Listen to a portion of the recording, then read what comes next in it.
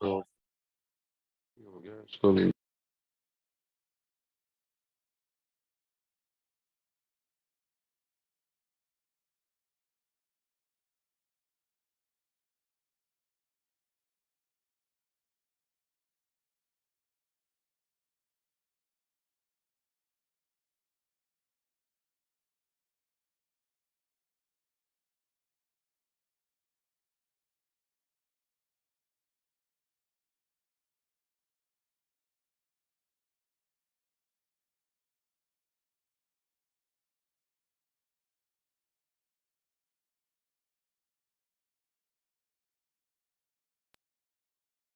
पहली चीज,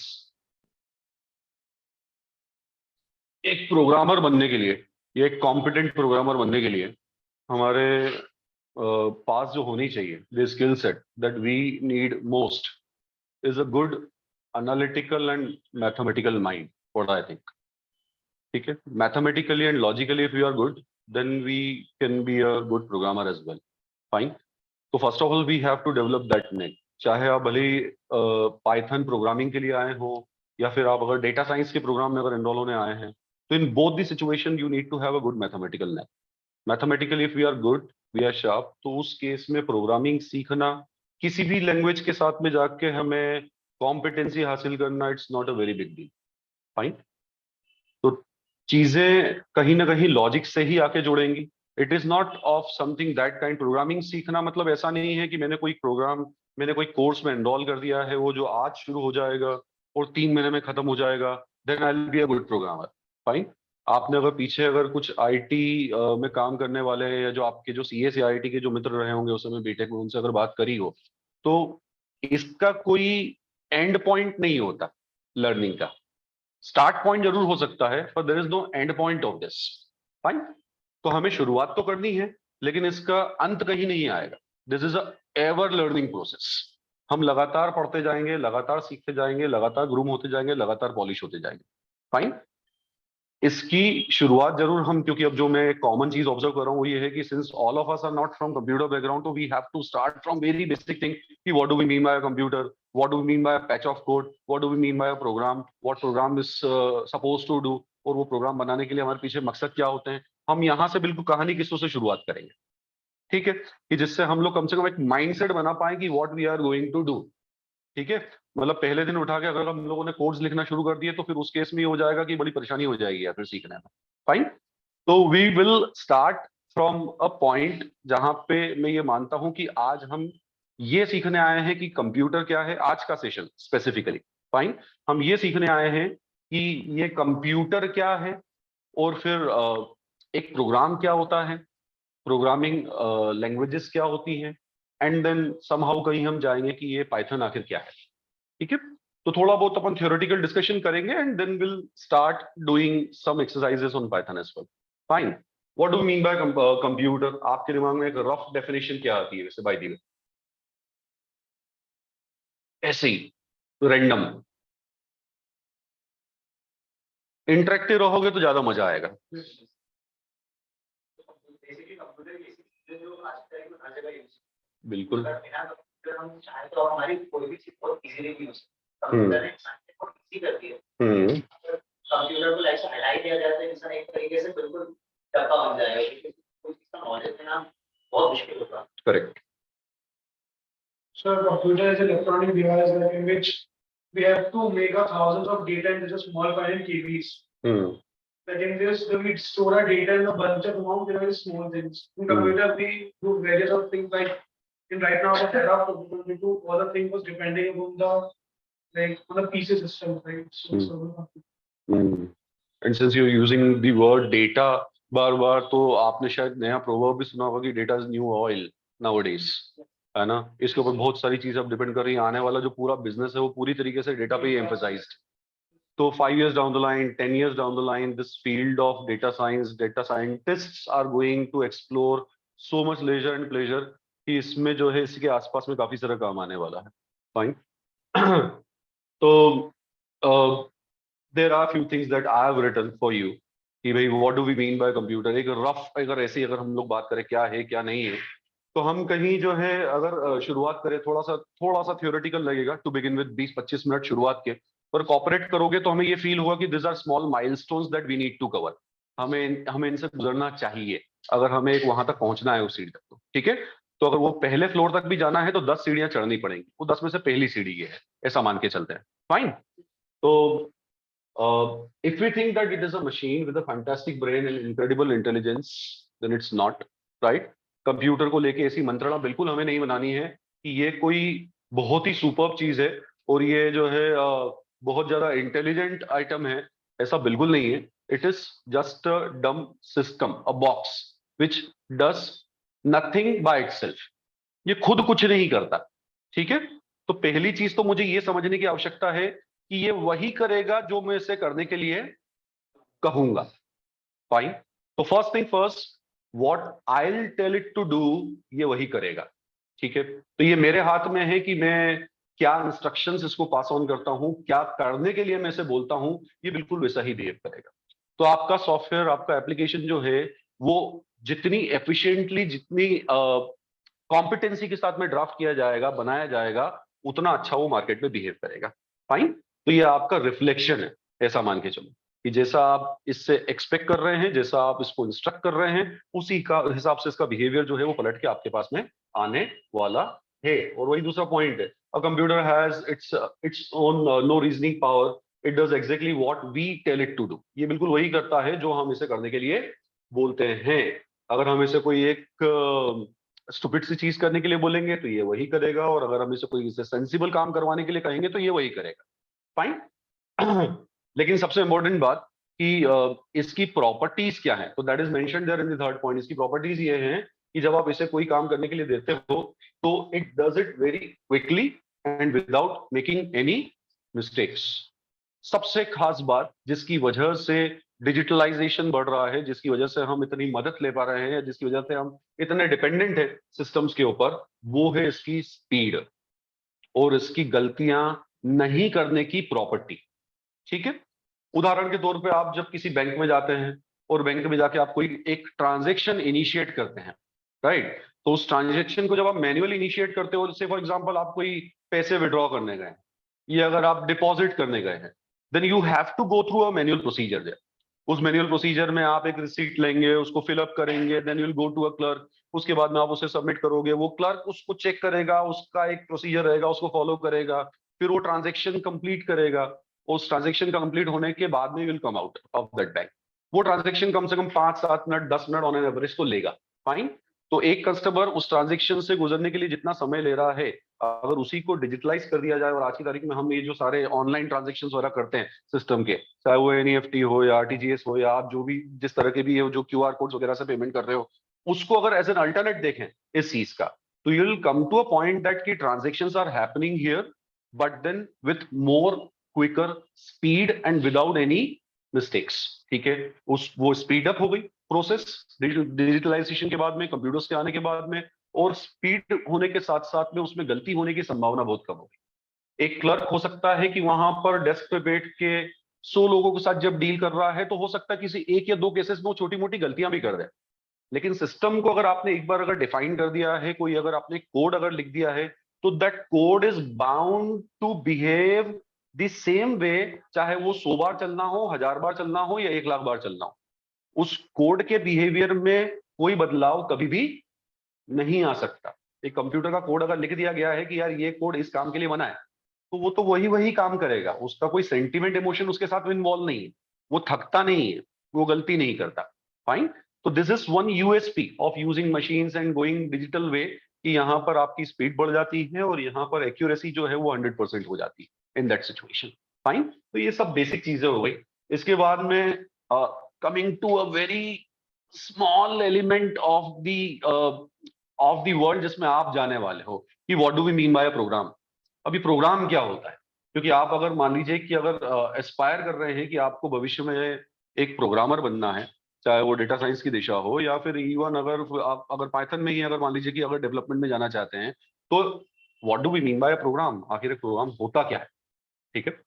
प्रोग्राम जो है, जैसा ये बोल रही है स्लाइड, वो ये बोल रही है कि it is a set of instructions that you give to a computer so that it will do a particular task. ये एक सेट ऑफ इंस्ट्रक्शन होता है जो आप किसी कंप्यूटर को बताते हैं, देते हैं कि भाई इस तरीके से आपको बिहेव करना है। ठीक है, मतलब कि आपने सिस्टम को ये बोल दिया कि ये मैं लिख के दे रहा हूं, तू एक काम करना, जब भी तेरे पास कोई यूजर आए, तुझे नॉक करे, तुझे इनिशिएट करे, तो तू ऐसे ऐसे बिहेव कर देना भाई, खत्म। तो that set of instruction that you are providing to a computer to behave in a particular way is what we call program. ये एक मतलब एक जनरल डेफिनेशन हो गई कि प्रोग्राम का मतलब क्या। Program is nothing but a set of instruction which we provide to a system and then system behaves that way. System उस तरीके से काम करना शुरू कर देता है। ठीक है, अब इसमें कहीं हम लोगों ने इनपुट आउटपुट की टर्मिनोलॉजी यूज नहीं करी, वो कर सकते हैं अगर प्रोग्राम को डिफाइन करने के लिए, अगर आपको इनपुट आउटपुट जैसे टर्म्स भी अगर यूज करने हैं तो दूसरी अल्टरनेट डेफिनेशन क्या बनाई जा सकती है? It is a set of instructions that process input, manipulate data and output a result. Fine, okay, you are part of this? Yeah. Aji. This is the first, right? Yes, this is the first.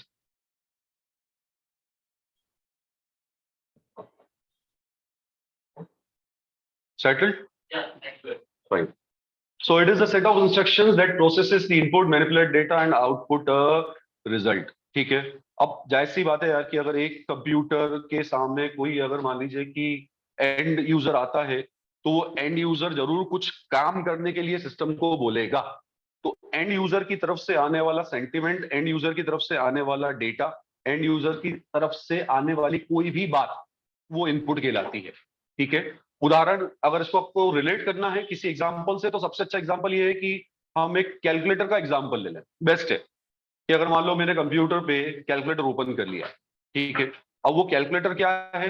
That is also program, that is also an application which is design to do a specific task, a particular task. Fine, वो जब आपके सामने आया तो उसका अपना एक defined procedure है कि जब इस बटन पे क्लिक होगा तो 2 आएगा, इस बटन पे क्लिक होगा तो 3 आएगा, ये ऑपरेटर अगर इन बिटवीन आ गया है तो प्लस होगा या मल्टीप्लाई होगा या डिवाइड होगा।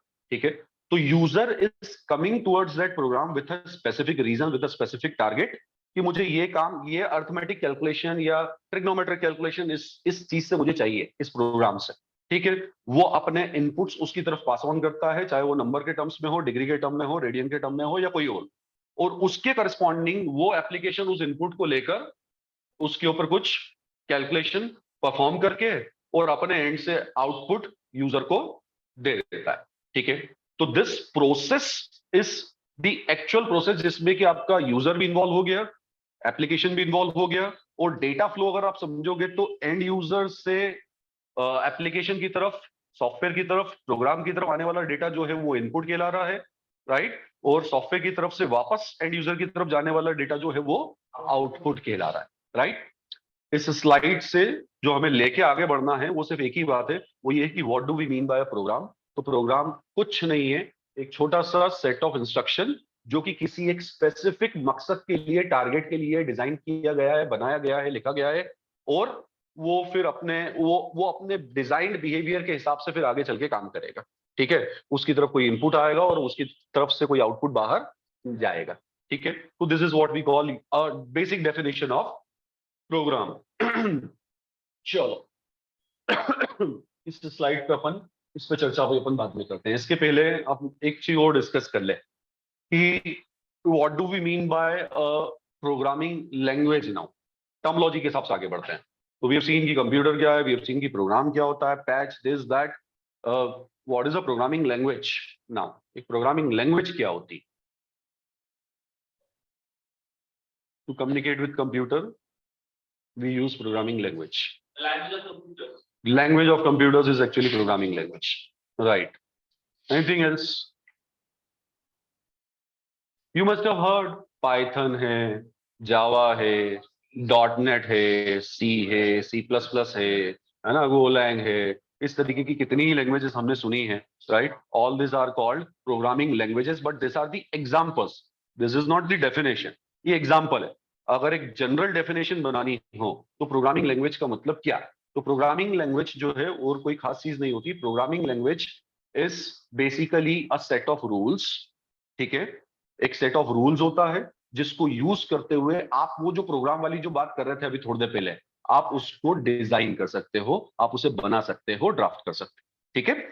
एक बार अगर आप मान लीजिए कि अगर लॉजिकली कॉम्पिटेंट हो गए, आपको अगर ये समझ में आता है कि हाँ प्रोग्राम क्या है, वो किसी भी एक एक्सपेक्टेड सिचुएशन के लिए, आउटपुट के लिए हमें प्रोग्राम लॉजिकली कैसे बनाना होता है, तो फिर इस दुनिया की कोई भी लैंग्वेज हो, आप उसमें जाके उस प्रोग्राम को कोड कर सकते हैं। सिर्फ सिंटेक्स थोड़े बहुत चेंज होते हैं, फाइन। तो once you are having a programmer's mind, once you are logically competent, logically developed, तो उस केस में आप फिर दुनिया की कोई भी लैंग्वेज उठा लो, फिर वो C++ हो या जावा हो या पाइथन हो या भविष्य में आने वाली कोई लैंग्वेज हो, इट हार्डली मैटर्स। आपके लिए कोई बहुत बड़ी बात नहीं होगी, आपको सिर्फ वहां के सिंटेक्स उठाने हैं, उसको पढ़ना है, कोडिंग करनी है, और वही एक्सपेक्टेड चीज वहां से भी आप ड्राफ्ट करके बाहर ले आओ।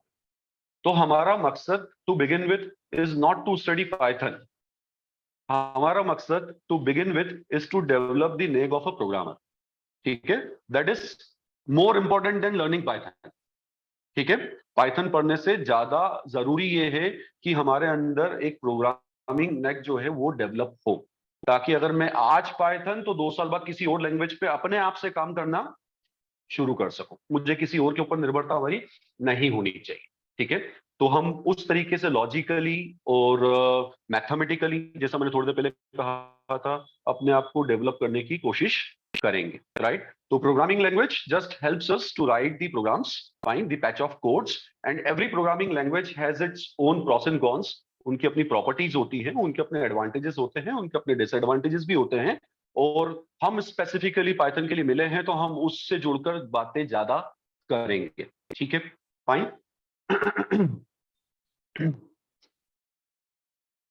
ठीक है, why Python then, why are we here to learn Python, why not any other language. तो पाइथन के कुछ अपने एडेड एडवांटेजेस हैं ओवर दी अदर लैंग्वेजेस जो अभी तक मार्केट में हैं, या जिन पे ऑलरेडी इंडस्ट्री काम कर रही है, या जिन पे बाकी लोग भी ट्रेनिंग्स ले रहे हैं, ठीक है। तो पाइथन के अपने कुछ एडवांटेजेस हैं, ये उनमें से कुछ हैं। तो ऐसा नहीं है कि हम सब कुछ बंडल करके एक साथ हम दिमाग में नहीं रख सकते। कुछ चीजें हैं जो हम यहाँ पर जनरली याद रख सकते हैं कि why we are here to discuss this, why we are going to take training on Python. तो उसमें से कुछ चीजें हैं, एक तो ये है कि it is most widely use programming language of this era. अभी इस समय आज की तारीख में इंडस्ट्री में पाइथन का बहुत बहुत ज्यादा यूसेज बढ़ गया है, ठीक है। तो ये एक बहुत प्रमुख कारण है कि हम यहाँ पर बैठे हैं सभी लोग, क्योंकि हमने कहीं ना कहीं अलग अलग सोर्सेज से इस लैंग्वेज के बारे में सुन रखा है।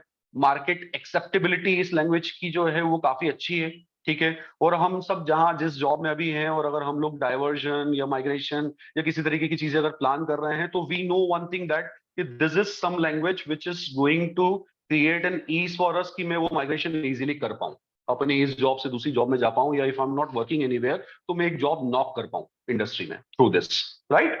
Then it is a general purpose programming language. अब जनरल पर्पस से मतलब क्या होता है? जनरल पर्पस का मतलब ये होता है कि it is used almost in each and every application development of the industry. Application development का मतलब ये हो जाता है हर तरह के डोमेन में यूज होता है, ठीक है। अगर कोई मुझे कहेगा कि यार क्या वेब डेवलपमेंट में पाइथन यूज हो रही है, तो आंसर इज यस। अगर कोई मुझसे पूछेगा कि यार क्या ये गेमिंग्स वगैरह में यूज हो रही है, तो आंसर इज यस।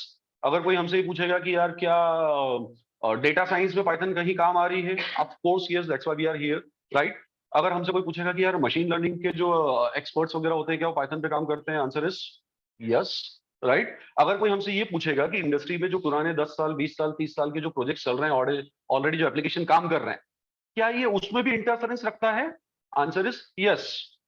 कारण उसका ये है कि ये पाइथन जो है ना, मैंने आगे एक स्टेटमेंट लिखा भी है नीचे से, अगर चौथे नंबर पे देखोगे तो उसमें लिखा है मैंने, can also be used very effectively as a glue language. और what do we mean by glue language? What is glue? That's very good. ये आपका एक्सपीरियंस बोल रहा है एक्चुअली। ग्लू लैंग्वेज का मतलब ये होता है कि whenever you are having the patches written in some other languages, you can join those patches using Python as well, ठीक है। मान लो कि अगर दूसरे कोई एप्लीकेशंस ऑलरेडी बने हुए हैं, कोई बैंकिंग एप्लीकेशन है वो ऑलरेडी आई सीरीज पे चल रहा है, या मान लो कि वो जावा में बना हुआ है सपोज फॉर एग्जांपल, उन पैचेस को अगर आपको अगर क्लब करना है, ज्वाइन करना है विद ईच अदर, राइट, या उन पैचेस के साथ में अगर मान लो आपको कुछ नई फंक्शनलिटीज जोड़नी है। अभी तक वो बैंकिंग सेक्टर में ऐसा था कि ये 7-8 तरीके के फंक्शंस जो है वो अमूमन काम करते थे। अब बदलते समय के साथ में ये 2 एप्लीकेशंस और जुड़ गई है, 2 फंक्शंस और जुड़ गए हैं, राइट। जैसे QR कोड्स फॉर एग्जांपल, आज से 5-7 साल पहले QR कोड्स का इतना चलन नहीं था, तो हो सकता है कि उस समय के बने हुए जो सॉफ्टवेयर थे वो QR कोड्स की स्कैनिंग और उस तरह के पेमेंट्स के लिए नहीं डिजाइन थे, फाइन। लेकिन आज जब वो चीजें आ रही हैं मार्केट में, तो आज जो पैचेस बनेंगे, ये जो एप्लीकेशंस बनेंगे, there is a strong possibility कि उसको पाइथन पे डिजाइन किया जाए और उन्हें उन्हीं जावा के कोड्स के साथ में अटैच कर दिया जाए, मर्ज कर दिया जाए, राइट। तो this is one property of Python which we call it is a glue language. Glue language मतलब कि ये चिपक जाती है उनके साथ में जाकर, जावा के कोड्स के साथ या C++ के कोड्स के साथ में, और उसके साथ जुड़ के बहुत अच्छे से काम करती है, फाइन। तो दिस इज अ वेरी, जिसको बोल सकते हैं ना कि N intense property of Python, जिसकी वजह से इंडस्ट्री में हमारे नॉक करने के चांसेस और ज्यादा इंप्रूव हो जाते हैं। क्योंकि चाहे किसी तरह की इंडस्ट्री हो, चाहे किसी तरह का डोमेन हो, चाहे किसी तरह का एप्लीकेशन हो, सॉफ्टवेयर हो, पाइथन प्रोग्रामर्स की आवश्यकता हमेशा पड़ेगी, रहेगी, बढ़ेगी आने वाले समय, फाइन। तो जनरल पर्पस से मतलब ये हो जाता है कि ये अभी हाल फिलहाल ऑलमोस्ट सारे डोमेन्स के एप्लीकेशंस के डेवलपमेंट में ये टेक्नोलॉजी या ये प्रोग्रामिंग लैंग्वेज स्पेसिफिकली काम आ रही है, काम कर रही, fine. And one very good advantage is that it is an open source. Open source का मतलब ये होता है कि इसको यूज करने के लिए, इस पे काम करने के लिए हमें कोई पैसा खर्च करने की आवश्यकता नहीं है। Way back it was introduce in early 90s, right. एक कोई मैथमेटिशियन थे, ये बोलते मुझे बहुत खुशी होती है कि he was a mathematician one who introduced Python, क्योंकि I am a mathematician as well, fine। तो he was a mathematician one who introduced Python। तो उस समय से लेकर आज तक में Python में बहुत सारे रिलीजेस आए, बहुत सारे चेंजेस आए, बहुत सारे बदलाव आए, और ग्रेजुअली अभी हम आज जहां हैं 30 साल बाद, वो 30 साल बाद जो है Python जो है वो इतनी स्ट्रांग हो गई है। But beauty of that is it is all free, fine. इसकी जो कम्युनिटी है, उसकी कम्युनिटी की तरफ से जितने कॉन्ट्रीब्यूशंस हैं इतने सालों में, उसमें कोई पैसा हमें खर्च करने की आवश्यकता नहीं पड़ती, ठीक है। इसका एप्लीकेशन डेवलपमेंट जो है वो प्योरली आपके ऊपर है कि आप कौन से पैकेजेस, कौन से मॉड्यूल्स जो है पाइथन की लाइब्रेरीज से या ओपन सोर्सेज से आप उठा के ला सकते हो, यूज कर सकते हो। There is no cost associated to it as far as the language is concern, fine. Infrastructural cost तो हमेशा रहता ही है कि आप अगर कहीं भी, अगर मान लीजिए कि अगर काम करने जा रहे हैं, कोई अगर सेटअप क्रिएट कर रहे हैं, तो जो हार्डवेयर से जुड़े हुए कॉस्ट हैं वो सब तो इन्वॉल्व रहते ही है। बट हाँ, as far as specific calculation of cost with programming language is concern, that is zero, fine. इस पे कोई हमें लाइसेंस वगैरह की जरूरत नहीं पड़ती, कोई पैसे नहीं लगते हैं इसमें। Very simple and easy to learn, ये बहुत कमाल की बात है। मतलब खासकर जो हमारा बैकग्राउंड है, जो मैंने अभी आप लोगों से जो एक ग्लिम्स लिया है, हमारे बैकग्राउंड में हमें ये बहुत मदद करेगा कि जैसे अगर मान लीजिए कि मुझे जो टर्मिनोलॉजीज जो देखने को मिलेंगी पढ़ते वक्त, सीखते वक्त, प्रोग्रामिंग करते वक्त, वो सिंटेक्सेस बहुत आसान है लिखने में, पढ़ने में, समझने में, fine, as compare to the other languages जो ऑलरेडी पहले थी। मतलब if I compare Python with Java, तो वो जमीन आसमान का अंतर है। तो उसमें जावा में टू कोड समथिंग आपको काफी मेहनत करनी पड़ती थी, लेकिन अगर आप पाइथन पे आ जाते हैं तो वही मेहनत जो है वो 1/10 हो जाती है, ऐसा मान के चलो 1/10। तो हम जो खासकर अभी हाल फिलहाल जो नॉन कंप्यूटर बैकग्राउंड से आ रहे हैं, हमारे लिए स्टार्ट करने के लिए इससे बेहतर प्रोग्रामिंग लैंग्वेज नहीं हो सकती। सिंटेक्स जो है वो काफी आसान है, ठीक है, याद करने में भी आसान है, इंप्लीमेंट करने में भी आसान। जैसे जैसे समय के साथ आगे बढ़ेंगे तो और हमें चीजें क्लियर होती जाएंगी कि why is this easy to learn. 4 दिन बाद तुम खुद बोलोगे कि हाँ मुझे ठीक लग रहा है, समझ में आ रही है चीजें। ऐसा कोई सिंटेक्स या ऐसा कोई कोड का पैच अभी तक नहीं आ रहा है जो मुझे समझने में या फिर याद रखने में और या फिर अप्लाई करने में, इंप्लीमेंट करने में मुश्किलात हो रही है। This is not going to happen, fine. Platform independent है, platform independent, what do we mean platform? So it's about like work, like we have to one like independent, like we also do freelancing for that. So it's kind of ज्यादा बड़े शब्द हो गए यार ये। operating system. OS independent है, ऐसा मान लो उसको, है ना। इसका मतलब ये हो जाता है कि हम, अगर जैसे मैं विंडोज पे काम कर रहा हूँ, तो मैं विंडोज पे पाइथन पे बड़ी आसानी से काम कर सकता हूँ। If somebody is having Ubuntu machine या फिर लिनक्स पे काम कर रहे हो, या ना, या फिर मैक पे काम कर रहे हो, तो किसी भी तरह की मशीन पे आप आ जाओ, वो फ्री है, ओपन सोर्स है, और एक प्लेटफॉर्म पे डिजाइंड एप्लीकेशन दूसरे प्लेटफॉर्म पे भी आसानी से एग्जीक्यूट हो जाता है। इसीलिए हम उसको इंडिपेंडेंसी बोलते हैं। कि आज अगर मैं यहाँ पे एक पैच अगर डिजाइन कर रहा हूँ, आपको पास ऑन कर रहा हूँ, आप अगर किसी दूसरे प्लेटफॉर्म पे दूसरे ओएस पे काम कर रहे हो, तो that patch will work in the identical behaviour आपके यहाँ पर भी, फाइन। अन्यथा क्या होता है कि बहुत सारी लैंग्वेजेस ऐसी होती हैं कि जो प्लेटफॉर्म इंडिपेंडेंट नहीं होती। अब अगर हम इसका एग्जांपल मोबाइल एप्लीकेशन से जोड़ के वो देख लें, तो बहुत ही सिंपल एग्जांपल जो अपने को डायरेक्ट समझ में आएगा वो ये आएगा कि एंड्रॉइड अलग है और आईओएस अलग है ना।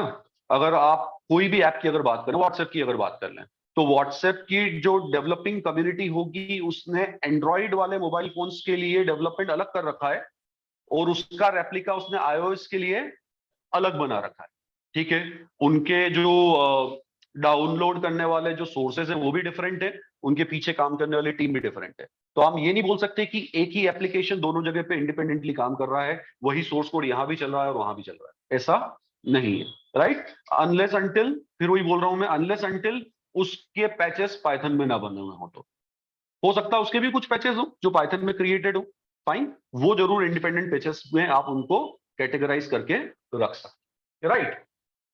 देन इंटरप्रेटेड, इसको छोड़ते हैं आखिरी के लिए, रिच लाइब्रेरी सपोर्ट। अब rich library support is something कि मैं आ तो गया हूं और मैं काम तो करूंगा, लेकिन मुझे ये बताओ कि इसके पहले पहले क्या काम हो चुका है, ताकि मुझे वो काम ना करना पड़े, फाइन। जैसे कि अगर मान लो कि मुझे सपोज, क्योंकि हम डेटा साइंटिस्ट बनने वाले हैं, तो सपोज मुझे 100 नंबर्स का मीन निकालना है, ठीक है। तो 100 नंबर्स का मीन निकालने का मतलब, मैथमेटिकल मतलब क्या होता है? मैथमेटिकल मतलब ये होता है कि number 1 plus number 2 plus number 3 up to number 100 divided by 100, fine. इस आप तुम में से कितने लोग हैं जिसको अभी ये भी नहीं पता है कि मीन निकालने का मतलब इन सबको ऐड करके बटे 100 करना है? पहले तो ये बताओ ईमानदारी से, कोई शर्मा, देखो तुम जितने खुले हुए रहोगे उस स्टाइल से मैं तुम्हें पढ़ाऊंगा, जितना छुपा के रहोगे उतना नुकसान होगा। तो there are few, mean is just a statistical calculation, ठीक है। स्टैटिस्टिक्स में एक शब्द यूज होता है जैसे मीन कहा जाता है, मीन का सिनोनिम एवरेज भी हो सकता है, ठीक है। तो हम अगर 100 नंबर्स लेके उन सबको जोड़ के अगर उसका भाग लगा दें 100 से, डिवाइड कर दें उसको 100 से, ठीक है, तो that is what you call mean, right. And if suppose I have to find mean of 100 numbers, तो इसके पहले की लैंग्वेजेस में, जैसे मैं लॉन्ग बैक कभी सी या C++ पे काम करता था, तो मीन निकालने के लिए मैं यूजर से 100 नंबर एंटर करवाता था, फिर उसके बाद में जो है एक लूप के अंदर जाता था, वो लूप एग्जीक्यूट करता था 100 बार, फिर एक फॉर लूप शुरू हुआ, 1 2 3 4 रिपीटेड कैलकुलेशन, उस लूप के अंदर में 100 नंबर्स को आपस में ऐड करवाता था और लूप खत्म होने के बाद में उन सबको डिवाइड कर, उस समेशन को डिवाइड कर देता था 100 से, तो वो मुझे क्या देता था? 100 नंबर का एवरेज दे देता था। अब ब्यूटी ऑफ पाइथन इज कि यहाँ पे आपको वो नहीं करना, यहाँ पे for finding mean you are having a direct function, आपके पास डायरेक्ट एक फंक्शन है, उस फंक्शन का नाम ही होगा मीन, राइट। तो आपने मीन लगाया, मीन के अंदर आपने जो भी आपके जो भी पैरामीटर्स हैं वो numbers in terms of list या किसी और तरीके से अगर आप पास ऑन करना चाहते हो वो आपने पास ऑन किया, एक लाइन का कोड आपको वो 100 नंबर का मीन दे देगा, अ सिंगल लाइन, बस आपने उसमें मेंशन किया कि मुझे इस सोर्स का मीन चाहिए, तो एक लाइन में वो मीन कैलकुलेट होके बाहर आ जाएगा। अब ये हुआ कैसे? ये हुआ ऐसे कि आपका वो मीन निकालने के पीछे जो 10 साल पहले तक दूसरी लैंग्वेजेस में प्रोग्रामर्स जो मेहनत करते थे, उस मेहनत को करके, डिफाइन करके, स्टोर करके पाइथन में एक जगह रख दिया, सेव करके रख दिया, तो उसको हम बोलते हैं कि this are pre defined functions built in that are available, right. और वो सारे फंक्शंस जो हैं इस तरीके के मीन, मोड, मीडियन, अगर आपको ये समझ में आता है तो इसलिए मैं यूज कर रहा हूं, उसके अलावा और भी बहुत सारे हैं, स्टैंडर्ड डेविएशन, कोरिलेशन, रिग्रेशन, ये स्टैटिस्टिकल वर्ड्स है सारे, ठीक है। इन सब को एक एक फंक्शन के रूप में बना लिया, एक छोटा सा पैच बना लिया मीन का, एक छोटा सा पैच बना लिया दूसरे का, एक छोटा सा पैच बना लिया तीसरे का, इन तमाम फंक्शंस को एक साथ क्लब किया और एक साथ क्लब करके उनको एक जगह पे इकट्ठा कर दिया, container which contains all these things, and that container they are calling as libraries, ठीक है। C++ में लाइब्रेरीज बोलते थे, यहाँ पे उनको मॉड्यूल्स भी बोल देते हैं कई बार कि देयर आर सर्टेन मॉड्यूल्स और packages in which all this things are stored, right. What we need to do in our programs is just to ensure that कि मैं इसे जहां ये स्टोर है वहां से बुला लूं, बस। मतलब मुझे पता होना चाहिए कि कौन सी अलमारी में मेरी जो काम की चीजें वो रखी हुई है, वो अलमारी जो है वो मैं खोल लूंगा जिस समय मुझे जरूरत पड़ेगी प्रोग्राम में, और मेरे काम की चीज उठा के बाहर ले आऊंगा और उसको मैं उपयोग कर लूंगा, राइट? तो there are thousands and thousands of such functions which are already available there in Python, and that can be directly used here as per our comfort and need and requirement. Fine. इस point को यहाँ पे coat किया गया था कि it provides a rich library support. Specifically data science में बहुत सारे ऐसे फंक्शंस यूज होते हैं, स्टैटिस्टिकल, न्यूमेरिकल, वो हम डायरेक्टली यहाँ पे रिफर कर सकते हैं, ठीक है? Then it supports the concepts of packages and modularity as well. अभी हम लोगों ने थोड़ा बहुत ये नाम लिए थे, पैकेज, मॉड्यूल्स। मॉड्यूलरिटी से वैसे एक टर्म और आती है, उदाहरण के साथ समझाता हूं आपको, आप समझना इस चीज को, कोशिश करना समझने की। अभी तक ठीक चल रहा है? जितनी बातें हमने करी वो दिमाग में जा रही है? कोई समस्या तो नहीं है? मॉड्यूलरिटी को समझाने के लिए मैं एक एग्जांपल लेता हूं। मान लो कि आप एक सॉफ्टवेयर बना रहे हैं, ठीक है? किसी एक क्लाइंट ने आपको रिक्वायरमेंट दी and you are creating one application. उस एप्लीकेशन में आपको काम करते करते जो है कुछ दिन हो गए हैं एंड काफी समय लिया, मेहनत लगी, और वो एप्लीकेशन जो है बेटा वो बन गया है मानो 1000 लाइन का। 1000 लाइन का आपने एक एप्लीकेशन बना के, सॉफ्टवेयर बना के तैयार कर लिया। अब वो कोई क्लाइंट था, उस क्लाइंट ने आपको 10 फंक्शनलिटीज कोड करने के लिए बोली थी। अब फंक्शनलिटी से शब्दों को पकड़ते हुए चलना। फंक्शनलिटी का मतलब ये होता है कि बिहेवियर। चलो इसको जोड़ते हैं बैंकिंग से तो और ज्यादा आसान हो जाएगा, कि कोई एक बैंकिंग सेक्टर का सॉफ्टवेयर आपने बनाया था, ठीक है? जैसे वेबसाइट्स होती है ना बैंक की, इस तरीके से आपने एक डेवलपमेंट किया था। अब उसमें फंक्शनलिटी का मतलब क्या है? उसमें फंक्शनलिटी का मतलब ये है कि जब आप बैंकिंग की वेबसाइट पे लॉगिन करते हो, ठीक, तो आपने जब यूजर आईडी पासवर्ड आपका डाला, तो यूजर आईडी पासवर्ड सही है या नहीं है, आपको लॉगिन देना है नहीं देना है, that is one functionality. Fine. वो एक पैच है जो अपना काम कर रहा है, जो सिर्फ ये चेक कर रहा है कि whether it is an authorised user और नॉट। फाइन। जब आप अंदर पहुंच गए तो अंदर पहुंचने के बाद में अगर आप मान लीजिए कि आप आपके अकाउंट की समरी अगर निकालना चाहते हैं, ठीक है, तो उसके लिए आप उसकी लिंक पे क्लिक करोगे और आप एक रेंज डालोगे डेट की, इस डेट से इस डेट तक की मुझे समरी दे दे। फाइन। तो दैट इज वन फंक्शनलिटी, ठीक है? ये भी एक फंक्शनलिटी हो गई। अगर आप मान लीजिए कि बेनिफिशियरी ऐड करना चाहते हैं, तो that is one more functionality. Fine. अगर आप मान लीजिए कि कोई एनईएफटी ट्रांजैक्शन करना चाहते हैं, कोई ट्रांजैक्शन करना चाहते हैं, that is one more functionality. तो इस तरीके से एक वेबसाइट के ऊपर जितने तरीके के काम आप कर रहे हैं, वो इंडिपेंडेंटली एक एक को हम क्या बोल रहे हैं? अ फंक्शन और अ फंक्शनलिटी, राइट? तो you have created a software, a banking software with some sort of functionalities, और आपने ऐसी 10 फंक्शनलिटी बनाई। हर फंक्शनलिटी पे, सुपरफिशियल बात कर रहे हैं, हर एक फंक्शनलिटी पे आपने करीब करीब 100 लाइन लिखी, ठीक है? और एक पूरा का पूरा सॉफ्टवेयर जो है आपका 1000 लाइन का बन गया। और वो 1000 लाइन का सॉफ्टवेयर आपने जब बना लिया, उसके बाद में आपने उसको रिलीज कर दिया मतलब क्लाइंट को प्रोवाइड कर दिया। अब क्लाइंट बढ़िया उस पे जो है, उस पे मतलब वो बैंक जो है वो उस पे काम कर रहा है, बढ़िया काम चल रहा है। अब मानो कि किसी दिन ऐसा हो गया कि उसमें से किसी एक फंक्शनलिटी में एक चेंज रिक्वेस्ट आई, ठीक? चेंज रिक्वेस्ट नाम से क्लियर हो जाता है, मैं आसान शब्दों का प्रयोग करूंगा। चेंज रिक्वेस्ट का मतलब ये होता है कि they want to make some amendment, कोई एक बदलाव करना चाहते हैं कि यार ये इस तरीके की बजाय इस तरीके से काम करे, या ये एक नई चीज मुझे इस पैच में जुड़वानी है, राइट? तो अब क्या होगा कि वो जो 1000 लाइन का कोड है, अगर आप उसको लेकर फिर से बैठोगे और अगर उस पैच में अगर चेंज करने जाओगे, तो आपको जिस प्रोग्राम के ऊपर काम करना है, वो प्रोग्राम जो है वो कितनी लाइन का है? 1000 लाइन का है। फाइन। उस पे जब काम करोगे तो वो बहुत बहुत बड़ा वर्टिकल हो जाएगा जिसको आप बदलने जा रहे हैं। फाइन।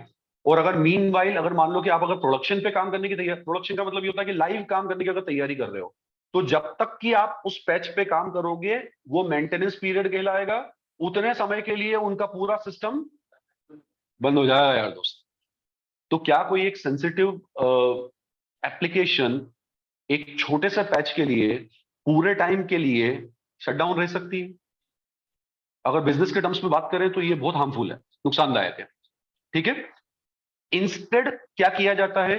इंस्टेड ये किया जाता है, बहुत लॉजिकल बात है, छोटी, इसका सॉफ्टवेयर डेवलपमेंट से कोई लेना देना नहीं है, आप खुद इसका इलाज सोच चुके हो दिमाग, है ना? इंस्टेड क्या क्या किया जाता है कि एक सॉफ्टवेयर को बजाय कि पूरा एक साथ लिखने के लिए, उसके बजाय उसको उसको छोटे छोटे हिस्सों में तोड़ा जाता है। फाइन, उसको छोटे छोटे हिस्सों में तोड़ेंगे। वो हिस्से हैं क्या? वो दरअसल अब मेरे, अगर आप उसको टर्म्स में देखने जाओगे तो वो छोटी छोटी फंक्शन, वो एक एक फंक्शनलिटीज है। तो आपने हर फंक्शनलिटी के लिए एक एक ब्लॉक अलग डिजाइन कर लिया, जिसको हमने मॉड्यूल्स पुकारा। फाइन। तो हमारे जो टर्मोलॉजीज में जो मॉड्यूल्स जिन्हें हम कहेंगे, वो मॉड्यूल्स कुछ नहीं होते हैं, वो मॉड्यूल्स पैचेस होते हैं, कोड्स होते हैं जो स्पेसिफिक फंक्शनलिटी के लिए डिजाइन किए जाते हैं। फाइन। तो इस तरीके से 10 मॉड्यूल अगर आपने बना लिए और उन 10 मॉड्यूल को एक साथ क्लब कर दिया तो आपका एक सॉफ्टवेयर बन गया। तो हमारे इस बैंकिंग के पूरे एप्लीकेशन को हमने मॉड्यूल्स में डिवाइड किया। मॉड्यूल्स में डिवाइड करने के बाद में उसको मर्ज करके, बाइंड करके, binding is the word that we use here, bind करके हमने एक सॉफ्टवेयर जो है पूरा कंप्लीट करके उसको दे दिया। अब किसी दिन मान लो कि अगर अमेंडमेंट आया, अगर मान लो कोई रिक्वेस्ट आई, तो मैं केवल उसी पोर्शन पे या उसी मॉड्यूल पे काम करूंगा जिसमें मुझे बदलाव करने हैं। फाइन। अब आपकी वेबसाइट जो है एंड यूजर को कैसी दिखेगी? कि किसी दिन एंड यूजर ने जो है कंप्यूटर पे काम करना शुरू किया, वो मान लो कि अकाउंट स्टेटमेंट प्रिंट करने गया और मान लो अकाउंट स्टेटमेंट में ही अमेंडमेंट चल रहा है उस समय, तो उस समय वहां पर उस स्पेसिफिक फंक्शनलिटी पे एक मैसेज आ जाएगा, this functionality is under maintenance, you can reach us later on. उसके अलावा बाकी पूरी वेबसाइट जो है वो काम बढ़िया कर रही होगी। राइट। तो ये जो तरीका है सॉफ्टवेयर डेवलपमेंट का, ये तरीका जो है, this concept is known as concept of modularity. This is called modularity, जो यहां पे मेंशन्ड है, जिसको पाइथन सपोर्ट करता है। फाइन। तो पाइथन का एक बहुत बड़ा एडवांटेज है यूजिंग द कॉन्सेप्ट ऑफ मॉड्यूलरिटीज। हम मॉड्यूलरिटीज को यूज करते हुए यहां पे सॉफ्टवेयर बनाते हैं। तो ये सिर्फ कहानी थी, इसमें टेक्निकल कुछ भी नहीं था, लेकिन हमें समझ में आ गया कि हाँ, इस तरह की एक सुविधा यहां पर उपलब्ध है। Fine. Supports concepts of oops, ये थोड़ा टेक्निकल हो जाएगा, इसको अपन अभी नहीं डिस्कस करते हैं। ऊप्स का वैसे फुल फॉर्म हो जाता है ऑब्जेक्ट ओरिएंटेड प्रोग्रामिंग। उसके कॉन्सेप्ट्स में अभी बोलने जाऊंगा तो फिर सब अपने ऊपर से जाएंगे, अभी अपन उसको छोड़ दें। फाइन। ऊप्स के कॉन्सेप्ट्स होते हैं इनहेरिटेंस है, एनकैप्सुलेशन है, ओवरलोडिंग है, तो वो अभी अपन इसको रहते देते हैं, अपन इसको जब समय आएगा ऊप्स वगैरह पढ़ने का तब अपन इसको देखेंगे। Fine. And of course, it comes with great ease for data scientists and machine learning experts. That's why we are here. मैंने थोड़ी देर पहले बोला भी था कि बहुत सारे फंक्शंस इस तरह के ऑलरेडी अवेलेबल हैं जो हमें डेटा साइंस और मशीन लर्निंग में हेल्प करेंगे। फाइन। एक शब्द बीच में छूट गया था, दैट शब्द वाज इंटरप्रेटेड। राइट। इंटरप्रेटेड क्या होता है ये अब हमें समझना पड़ेगा। कंपाइलेशन क्या होता है? पूरा रीड आउट कर तो बहुत बढ़िया यार, तो तुम तो मैकेनिकल सिविल से आ रहे हो शायद, फिर फर्स्ट। अच्छा, कौन सी क्लासेस? अच्छा, अभी यहाँ पढ़ चुके हो ऑलरेडी? अच्छा, दैट्स बढ़िया बढ़िया। हाँ, तो क्या होता है कंपाइलेशन? पूरी फाइल को एक साथ उठाता है, हाँ, फाइल को पूरा रीड आउट पूरा रीड आउट कर लेता है। अच्छा, ठीक है, फिर एरर वगैरह जो भी एनालिसिस। बहुत बढ़िया। और इंटरप्रिटेशन, इसमें क्या होता है इंटरप्रेटर में? अच्छा,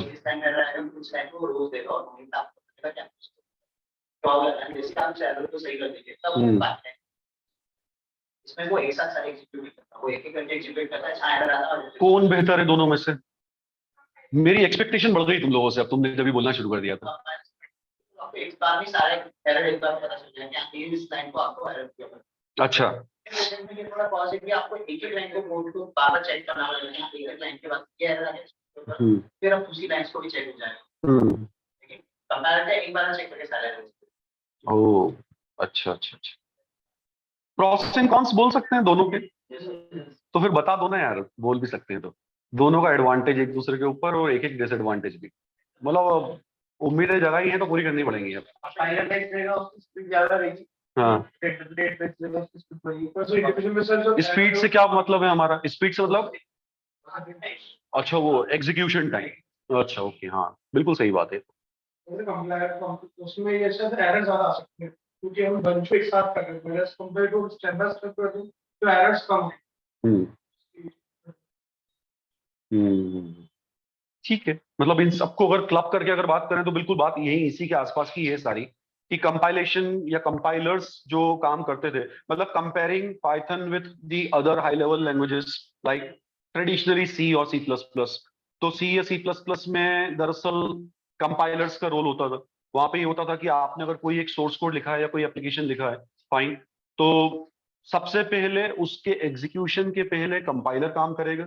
कंपाइलर का काम ये होता था कि वो पूरा सोर्स कोड जो है वो उसको पहले ऊपर से लेकर नीचे तक पूरा जांचेगा कि उसमें किसी तरीके की कोई समस्या तो नहीं, कंपाइलेशन इश्यू तो नहीं है। समस्या मतलब लॉजिकल एरर्स तो बाद में भी आ सकते हैं, वो एक अलग बात है, बट उसमें किसी तरीके की कोई एरर तो नहीं है। अगर वो कंप्लीटली एरर फ्री है तो उस केस में कंपाइलर उस सोर्स कोड को एक एग्जीक्यूटेबल एलिमेंट में कन्वर्ट करेगा, आपके सिस्टम पे एक फाइल और क्रिएट हो जाएगी, वो एग्जीक्यूटेबल ऑब्जेक्ट जो है वो रन होगा और तब आपका प्रोग्राम चलेगा। ये आपने कभी देखा है? C++ पे तुमने फर्स्ट ईयर में कौन सी लैंग्वेज पे काम किया था? सी पे काम किया था। तो सी पे जब हम काम करते थे बेटा, तो सी पे काम करने से क्या होता था कि हम पहले एक फाइल लिखते थे, है ना, कोई भी file, include this include that, फिर वो मेन फोल्डर शुरू हुआ, फिर बीच में 4-5 लाइन लिखी, प्रोग्राम क्लोज कर दिया। फिर यहां तक आने के बाद में जब हम बोलते हैं ना कंट्रोल F9, वो अल्ट F9 क्या करते थे, उस कंट्रोल F9 के साथ तो रन होता था। अल्ट F9 जैसे ही आपने किया तो वैसा करते साथ ही आपका जो सी का फोल्डर होता था ना, include folder, I guess include folder या बिन फोल्डर, बिन, TC बिन, उसके अंदर अरे कोई एक फोल्डर होता था, उस फोल्डर के अंदर उस फाइल के नाम का एक और फाइल बन जाती थी, exe फाइल। मतलब जो आप क्रिएट करते थे, मान लीजिए कि आपने क्रिएट किया pgm1.c या pgm1.c++cpp, ठीक है, जैसे आप उसको कंपाइल करोगे तो उसी फोल्डर में आपको मिल जाएगा pgm1.exe।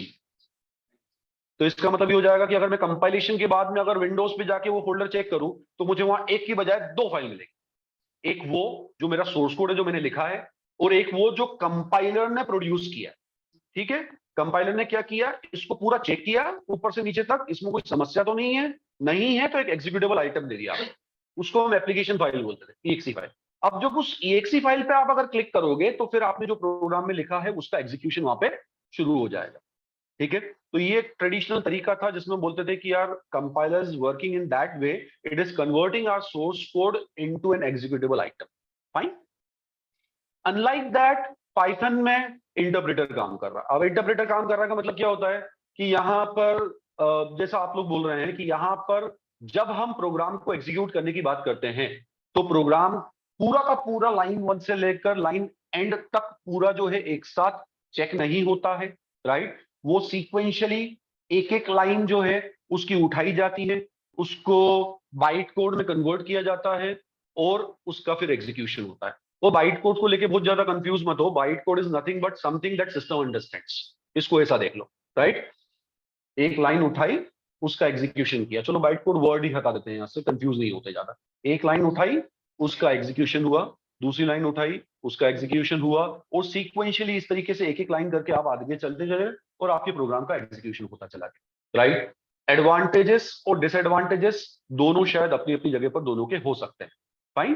कंपाइलेशन वाले मोड में जब हम जाते थे, जब हम C++ की बात कर रहे हैं, तो वहां का एक बहुत बड़ा एडवांटेज जो हमें दिखता है, आप लोग भी एक स्वर में बोले थे एक साथ अभी कि कंपाइलर वाला ज्यादा बेहतर है, ठीक है। वहां का एक एडवांटेज सबसे बड़ा जो ये वही दिखता है कि रन टाइम एक्सेप्शंस या रन टाइम एरर्स के जो चांसेस होते थे वो बहुत कम हो जाते थे, रिड्यूस हो जाते थे, फाइन। उसका कारण ये कि ऑलरेडी एरर चेक करके आ गए हो। अब ऑलरेडी एरर चेक करके आ गए हो तो फिर उसके बाद में एरर आने की संभावना जो है वो क्या हो जाती थी, कम हो जाती थी। थोड़ा ज्यादा तो ऐसा तो नहीं लग रहा कि स्कैटर हो गया सब कुछ? यू हैव टू गो, तो इतनी जल्दी? अच्छा, अभी क्या टाइम हो गया यार? अब फिर तो ये टाइम तो ऐसे ही रहेगा, रोज 7:30 तक रहेगा, फिर तुम रोज क्लास मिस करोगे क्या? सर वो एक हाफ एन आवर को फिर मैं रिकॉर्डेड लेक्चर में देख के अगले दिन 12 बजे उसको कर लेगा रिकवर, ठीक। वो ऐसा तो मैनेज करने के लिए थोड़ा थोड़ा एक्स्ट्रा एफर्ट्स को करना है। कोई बात नहीं, मिलते हैं। रिकॉर्डेड कर ही मिल जाएगा। मैं तो खुद आज आया हूँ यार, मैं क्या बताऊँ तुझे, कल मिलेगा आज मिलेगा। वो आप अंकित सर से एक बार बात कर लेना, है ना।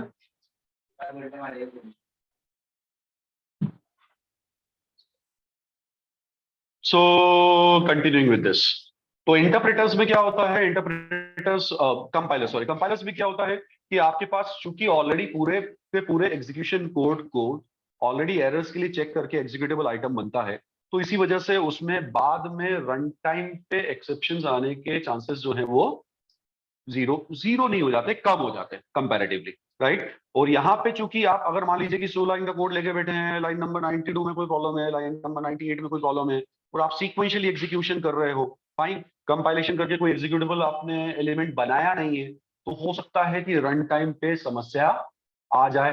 हमें इस तरह की प्रोग्रामिंग लैंग्वेजेस पे काम करते वक्त ज्यादा कॉशियस और केयरफुल रहने की आवश्यकता होती है, ठीक है। यहाँ पर चूंकि रन टाइम पे प्रॉब्लम्स ज्यादा आने की संभावना रहती है, तो हमें ज्यादा केयरफुल रहना पड़ेगा। एज अ प्रोग्रामर हमारी रिस्पॉन्सिबिलिटी बढ़ गई है अभी, अगर इस चीज को कंपेयर करें आपस में, तो फाइन। एडवांटेज, इसी के लिए इसको थोड़ा इजी टू लर्न और इजी सर आप पैकेजिंग मॉडल उसके कोड इतने इजी कि इंसान इजीली वर्क कर सकता है। ज्यादा कॉम्प्लेक्स होती है या जावा की तरह तो ये हो सकता है कि इसमें बहुत ज्यादा नहीं है। Okay. And second is the models and packages. Yes, that is the advantage. नहीं, but in terms of execution अगर बात करें तो what is the advantage then? One advantage is quite clear as far as compilation वाला part is concerned. या ठीक है, वहाँ एरर कम हो जाएंगे क्योंकि पहले ही सारी जांच हो गई है। Very good. इसका कोई एडवांटेज है, ये इंटरप्रेटर का एडवांटेज ओवर कंपाइलेशन? कुछ समझ में आता है कि यार ये चीज तो इंटरप्रेटर में बहुत बेहतर है यार, कंपाइलेशन में शायद हमें दिक्कत होती है। एरर फाइंडिंग्स, अच्छा ठीक है। और लाइन बाय लाइन करेंगे तो एरर्स तो एक तरीके से सारी मिल जाएंगे, मिल ही जाएंगी। वो फिर कंपाइलर में क्या होता है, पंच में करेगा तो मेरी शायद तो ऐसी चीज जो वो छोड़ भी दे या कभी नहीं छोड़ेगा, नहीं compiler also programme which behaves in a वे, जिस तरीके से उसको बोला गया है वो कभी नहीं छोड़ेगा उसको, अगर एरर होगी तो।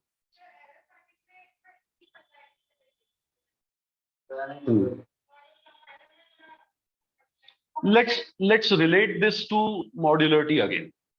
हमने अभी जो मॉड्यूलरिटी जो चीज डिस्कस करी, उसी से इसको वापस से जोड़ देते हैं एक बार, ठीक है। मान लो कि मेरा एक एप्लीकेशन डिजाइन है, उस एप्लीकेशन में 10 मॉड्यूल्स हैं, हर मॉड्यूल में 16 लाइन लिखी हुई है और मिलकर एक सॉफ्टवेयर है, फाइन। एक बार अज्यूम करो कि ये सब चीजें जो हैं हमने कंपाइलेशन के थ्रू क्रिएट करी थी, और एक बार अज्यूम करो कि इसको इंटरप्रेटर के थ्रू हमने क्रिएट किया है। अगर कंपाइलेशन के थ्रू क्रिएट किया है तो कितने मॉड्यूल्स हैं? 10, राइट। 10 बार आपने कंपाइलेशन किया, 10 ऑब्जेक्ट्स क्रिएट करे, फाइन, उनको बाइंड किया, एक एप्लीकेशन बनाया, आप आगे बढ़े, फाइन। 10 मॉड्यूल्स को कंपाइल करना, अभी तो हम 100 लाइन बोल रहे हैं, 5-5 हजार लाइन भी हो सकती है। 10 मॉड्यूल्स को कंपाइल करना, बाइंड करना, that itself is going to take some time, right. तो अव्वल तो ये एक जो समय का डिफरेंस है, ये एक माइनर एडवांटेज होता है, राइट। यहां पर आपके पास में कंपाइलेशन की चूंकि प्रोसेस ही नहीं है, तो वो जो कंपाइलेशन टाइम है वो तो हम एटलीस्ट वन टाइम सेव कर ही रहे हैं, राइट। सेकेंडली, ये क्योंकि बहुत छोटा यूज है तो ये डाइजेस्ट नहीं होगा कि अरे इतनी सी बात के लिए इतनी बड़ी बात कर लो, ऐसा नहीं है, ठीक है। This is one small advantage कि क्योंकि हम कंपाइलेशन नहीं कर रहे हैं, हम लोग एग्जीक्यूटेबल एलिमेंट्स बना ही नहीं रहे हैं, तो वो समय बच रहा है हर बार। दूसरी बात, जब अमेंडमेंट की बारी आएगी, मान लो कि मुझे किसी एक मॉड्यूल को अमेंड करना है, चेंज करना है, राइट। कंपाइलेशन वाले मोड में आप जिस मॉड्यूल में अमेंडमेंट करेंगे, उस मॉड्यूल को आपको वापस से टाइप तो करना ही पड़ेगा, वापस से कंपाइल करना पड़ेगा, क्योंकि उसका जो एग्जीक्यूटेबल एलिमेंट है वो पुराने सोर्स कोड की तरह बिहेव कर रहा है, राइट। जब आप उसमें कुछ बदलाव करोगे तो आपको उसको वापस से कंपाइल करना ही पड़ेगा, आपको उसका ऑब्जेक्ट वापस से बनाना ही पड़ेगा, आपको वो बाइंडिंग प्रोसेस जो थी सारी मॉड्यूल्स की वो फिर से करनी ही पड़ेगी। तो इसका मतलब ये हो गया कि जब जब एक एक लाइन का भी अगर चेंज होता है तो हर बार कंपाइलेशन भी होगा, उसके साथ में ऑब्जेक्ट भी बनेगा और पूरी की पूरी बाइंडिंग भी होगी, each and every time, right. While here since there is no compilation, you are having just source codes, 100 line के 10 कोड हैं, and interpreter is working, right. मान लो मॉड्यूल नंबर 9 की लाइन नंबर 99 पे आप काम कर रहे हो, वो लाइन नंबर 99 में अगर आपने कोई बदलाव कर दिया छोटा सा, क्या फर्क पड़ता है? अगली बार जब एग्जीक्यूशन होगा उसका, तो वो लाइन जो आपने चेंज की है वो चेंज वे में बिहेव करेगी, तो वो डायरेक्ट एग्जीक्यूट होगी, उसका कंपाइलेशन तो करना ही नहीं है। इसका मतलब ये हो जाता है कि when you are doing maintenance work, when you are doing amendment work, when you are doing changes in the overall software और एप्लीकेशंस, तो एडेप्टेबिलिटी इसमें ज्यादा बेहतर है। ठीक है, इसमें आपको ज्यादा मेहनत नहीं लगेगी उस चीज को इंप्लीमेंट करने की सॉफ्टवेयर के अंदर, वो टाइम हमेशा सेव होगा आपका। ये एक बहुत बड़ा एडवांटेज है। आप समझो बात को, मैं बाद में वापस से बोल रहा हूँ कि अगर मान लीजिए कि 10 मॉड्यूल में से किसी मॉड्यूल में अगर आपने कोई बदलाव किया, तो चूंकि आपके ऊपर कोई बाध्यता नहीं है उसको कंपाइल करके वापस से एग्जीक्यूटेबल एलिमेंट कन्वर्ट क्रिएट करने की, since you are not having any boundation of that kind, वो module as it is behave करता रहेगा उसके साथ। Fine, so this is one advantage of having this kind of languages interpreter. Fine, फिर वही बात है मैच्योरिटी समय, उसके साथ में अपन इसको सीखेंगे। दिस वर द थिंग्स जो भी हम लोग अभी डिस्कस कर रहे हैं। ये सोर्स कोड जो है, आप ही के यहाँ की कोई एक थिंग पाइथन करके एक बुक चल रही है, उसी का डायग्राम भी आपके यहाँ चल रही है किताब अभी। तो एक केस में हम नीचे वाले डायग्राम में क्या बोल रहे हैं कि we are having a source code that goes into a compiler. Compiler जो है उसको एक ऑब्जेक्ट कोड में कन्वर्ट करता है। ऑब्जेक्ट कोड मतलब वो एग्जीक्यूटेबल एलिमेंट की बात कर रहा हूं मैं। Then executor comes in picture, उसको एग्जीक्यूट करता है, आउटपुट प्रोड्यूस करता है। अनलाइक ऊपर वाला केस जिसमें कि हमारे पास सोर्स कोड है और सोर्स कोड के ऊपर कौन काम कर रहा है, डायरेक्टली इंटरप्रेटर काम कर रहा है, जो उसको सीक्वेंशियली रीड करते हुए हमें क्या देता है, आउटपुट देता है।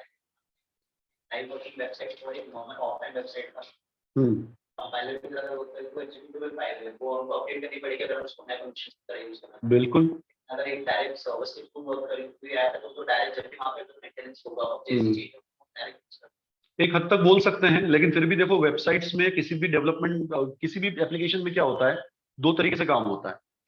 एक होता है लाइव प्रोडक्शन पे, है ना, और एक होता है उसके पीछे जो उसका रेप्लिका होता है जो डेवलपर्स के पास होता है। तो अमूमन क्या होता है कि प्रोडक्शन पे काम सेंसिटिव मॉड्यूल्स में नहीं होता है, हमेशा जो उसके रेप्लिकास होते हैं उस पे काम होता है, और उसके बाद उसको रिलीज करते हैं अंडर दो सर्कमस्टेंसेस जब वेबसाइट पे लोड ट्रैफिक कम होता है। हाँ, मेंटेनेंस स्टैंडर्ड उसको बना देते हैं, रेप्लिका में बना देते हैं, जब उनको वो होता है वो मेंटेनेंस स्टैंडर्ड डालते हैं, उसको रिलॉन्च करते हैं कि उसको रिलॉन्च करा जाएगा तो अब इसका मेंटेनेंस उसके लिए भी उसका एक जो बोलते हैं ना कि उसका फ्रूटफुल समय देखा जाएगा कि वो कब करना है, कब रहता है, उसकी कभी करते हैं जब ज्यादा उसको ट्रैफिक हो। करेक्ट, बढ़िया। तो गॉट दिस पॉइंट्स जो यहाँ लिखे हैं सारे, जितनी चीजें हमने डिस्कस करी अभी तक, बहुत थ्योरी हो गई यार, कितना अपने को 1 घंटा हो गया सब बातें करते करते यार। तो जितने लोग ऑलरेडी यहाँ भी पढ़ रहे हैं, they all are having Python installed, है ना। जो लोग आज आए हैं उनके पास भी लैपटॉप्स वगैरह हैं, पाइथन इंस्टॉल्ड है, ठीक।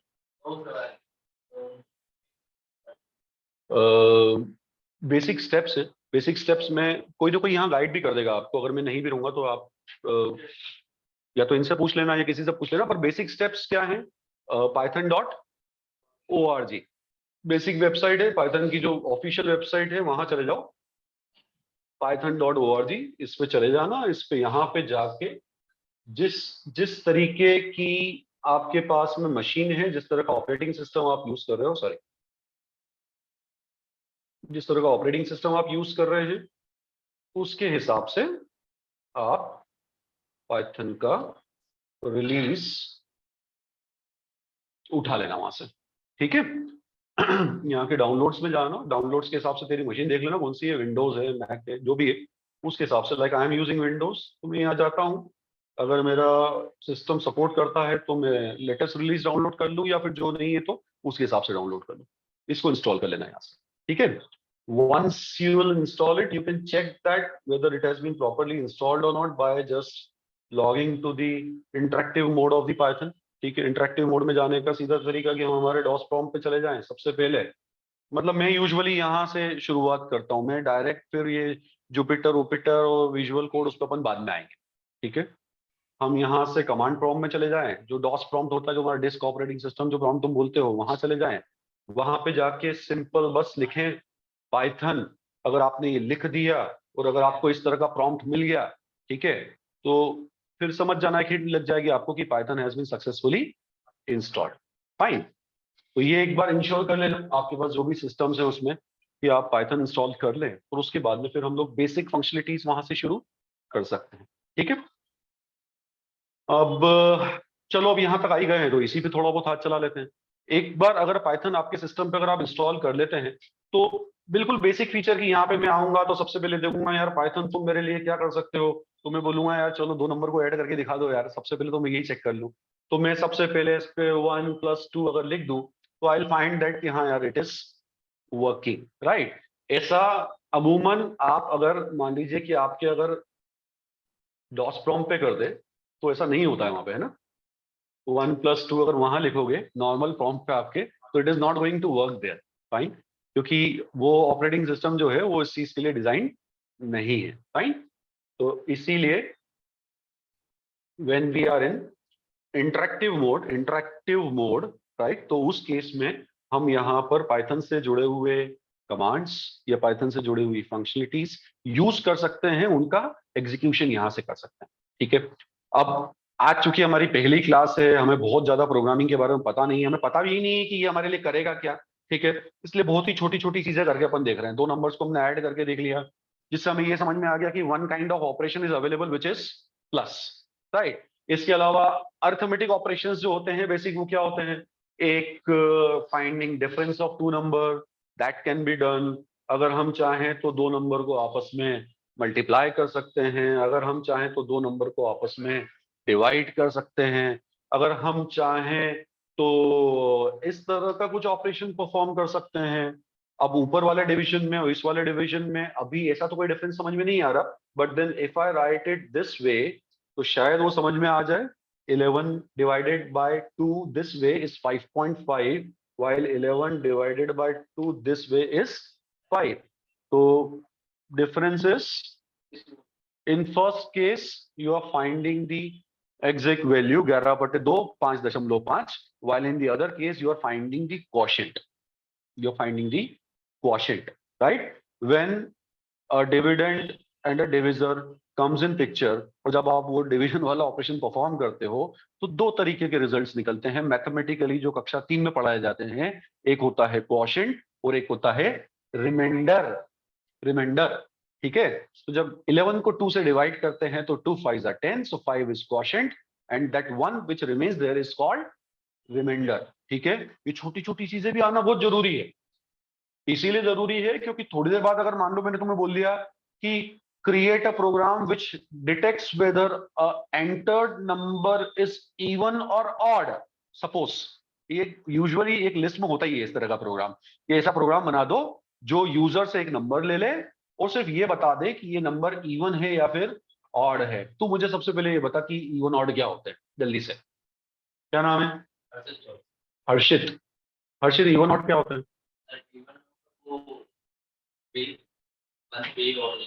अच्छा, और ऑड?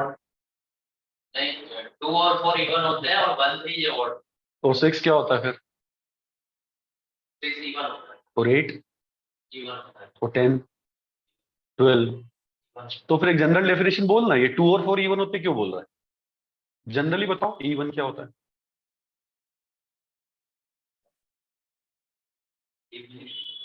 डीपली नहीं पता? हाँ, बहुत बहुत बढ़िया, आसान है यार, जिसका 2 से भाग लग जाए, जो नंबर 2 से डिवाइड हो जाए, रिमाइंडर 0 आ जाए, 0 आ जाए, those numbers are called even numbers. और अगर हम लोग 2 से डिवाइड जब कर रहे हैं और रिमाइंडर 1 बच जाए 1, तो those numbers are called odd numbers. ठीक है, तो this are 2 categories, even and odd. ये पूरी तरीके से इस बात पर डिपेंड करता है कि जब हम उस नंबर को 2 से डिवाइड कर रहे हैं तो रिमाइंडर क्या बच रहा है। 2 ही पॉसिबिलिटी रहती है, ईदर 0 और 1। If you are getting 0, the number goes into the category of even. If you are getting 1, the number goes into the category of odd. ठीक है, तो 101/2 आपको रिमाइंडर क्या देगा? 1। That's why that is an odd number. ठीक है, तो कुल मिला के खैर ये इवन ऑड का मुद्दा नहीं था, कुल मिला के मुद्दा ये था कि जब आपके पास में ये सारे ऑपरेटर्स आएंगे तो आप इन छोटे छोटे एलिमेंट्स को आपके पैचेस में, आपके प्रोग्राम्स में यूज करोगे in order to achieve your goal, in order to achieve the target. Fine, तो इसलिए ये सारे एलिमेंट्स हमारे लिए इंपॉर्टेंट है। तो अभी जो ये हमने सामने लिखे ये तो अरिथमेटिक ऑपरेटर्स हैं, ये सारे अरिथमेटिक ऑपरेटर्स कहलाते हैं। फाइन, इस टर्मिनल को हम चलो इस टर्मिनल को एक और पर्पस से यूज करके देख। मुझे 2 नंबर लेने हैं, उन दोनों नंबर को ऐड करना है। फाइन, बहुत बहुत एक छोटा सा एग्जांपल है, बिल्कुल वेरी टाइनी। फाइन, लेकिन वो 2 नंबर में ऐसे नहीं लूंगा। I don't want to take like this 1 + 2 = 3। I want to create 2 containers. मैं जानबूझ के ना कंटेनर्स बोल रहा हूं, मैं 2 या 3 मिनट बाद इन कंटेनर्स को वेरिएबल्स बोलूंगा। ठीक है, तो I want to create 2 containers. Containers शब्द से समझ में आता है कि दे विल कंटेन समथिंग। ठीक है, इसीलिए कंटेनर्स बोल रहे हैं इनको। वेरिएबल्स बोलूंगा तो थोड़ा वो प्रोग्रामेटिक हो जाएगा, वो शब्द अलग हो जाएगा। तो I want to create 2 containers are something which are bound to contain something. ठीक है, तो मैंने एक नाम दे दिया यहां पर, suppose x, that is my container number 1, और उसमें मैंने वैल्यू 1 इंसर्ट कर दी, उस वैल्यू को मैंने बोल दिया 1। ठीक है, जैसे मैं यहां पर क्लिक करता हूं तो मतलब कि that statement got executed successfully. ठीक है, इसको मैं जांच सकता हूं कि मेरे इस कंटेनर के अंदर क्या रखा हुआ है। तो मैंने यहां पे सिंपल लिखा x और प्रेस किया एंटर, तो I have got 1। That means कि this is some sort of container which contains the value 1। एक कंटेनर मैंने क्रिएट करके उसके अंदर एक वैल्यू रख दी है, that value is 1। Fine, on same track I created one more container and that container is named as y, and then I pressed enter and then I checked as well what y contains and that contains 2. Fine, तो कुल मिला के यहाँ हुआ क्या, I'm having 2 boxes now। मेरे पास 2 box हैं। उन दो जो नॉन प्रोग्रामिंग बैकग्राउंड के हैं वो थोड़ा सा रिलेट करना, क्योंकि आपको समझाने के लिए ये टर्मिनोलॉजीज यूज हो रही है। ठीक है, 2 बॉक्स हैं, उन बॉक्स के अंदर हमने एक एक वैल्यू डाल दी, एक के अंदर 1, एक के अंदर 2। उन बॉक्सेस के नाम क्या रख दिए, एक का नाम रख दिया x, एक का नाम रख दिया y। ठीक है, अब मैं यहाँ पे क्या कर सकता हूं, मैं यहाँ पर ये चाह रहा हूं कि यार नहीं यार एक बॉक्स और बनाऊंगा। ठीक है, उस बॉक्स का नाम रखूंगा z, और उस बॉक्स के अंदर जो रिजल्ट होना चाहिए, जो नंबर आना चाहिए, वो इन दोनों का जोड़ होना चाहिए, इन दोनों का सम होना चाहिए। राइट, तो सिंपल मैथमेटिकल एक्सप्रेशन हम सब जानते हैं कि हम यहाँ पे इस परिस्थिति में क्या लिख देंगे, z बराबर x प्लस y, कि x और y जुड़ जाएं और एक नया कंटेनर और क्रिएट हो जाए। उस कंटेनर का नाम जो है क्या हो जाए, z। Nothing happened, that means statement got executed successfully. ठीक है, तो इसके बाद मैं जांचूंगा, चेक करूंगा what is there within z, तो I will find that z contains 3। Fine, z जो है उसके अंदर 3 है। फाइन, तो ये जो हमने अभी काम किया, कर तो वैसे भी सकते थे ना 1 + 2 = 3 करके, लेकिन हमने जबरदस्ती प्रोसेस को लंबा कर दिया। x की जो x ले लिया, उसके अंदर 1 दे दिया, y ले लिया, उसके अंदर इंसर्ट कर दिया 2, फिर z भी ले लिया। हम क्यों ये कंटेनर्स बनाते हैं? When I am having a facility of writing the statement that way, then what is the need of taking this containers? What is the need of creating this containers? Let's call this containers now variables. ठीक है, तो why we need to have this concept of variables when we are going to learn programming? हम जब programming पढ़ने जाएंगे तो इन सब variables का उपयोग क्या है? इनका उपयोग ये है कि एक बार अगर आप कोई कंटेनर बना लेते हो तो उस कंटेनर का काम सिर्फ एक वैल्यू को होल्ड करना नहीं होता है। आप आपके प्रोग्राम में समय समय पर उस कंटेनर में अलग अलग वैल्यूज जो है वो इंसर्ट कर सकते हैं। हमेशा ये 1 + 2 = 3 नहीं चलेगा। ठीक है, हो सकता है x जो है आपके प्रोग्राम में अभी एक सर्टेन पॉइंट पे वैल्यू कैरी कर रहा है 1, लेकिन 5 लाइन के बाद में वो 1 जो है वो रिप्लेस हो जाए बाय 10, और 5 लाइन के बाद वो 10 रिप्लेस हो जाए बाय 20। तो you actually reserve the space. आपने एक जगह जो है वो रिजर्व कर ली है, उस जगह का नाम आपने रख दिया है x, और उस जगह का आप उपयोग करोगे किसी भी तरह की इंफॉर्मेशन को उसके अंदर रखने का, कि समय समय पर आपके प्रोग्राम के पास जो डेटा आएगा यूजर की तरफ से या अलग अलग सोर्सेस से, उस डेटा को आप यहां पर संभाल कर रखोगे। कुल मिलाकर ये कंटेनर्स हैं, कुल मिलाकर ये स्टोरेजेस हैं। इन स्टोरेजेस को क्रिएट करने का मतलब होता है कि हम इन स्टोरेजेस में हमारा डेटा संभाल के रखेंगे during the execution of the programme.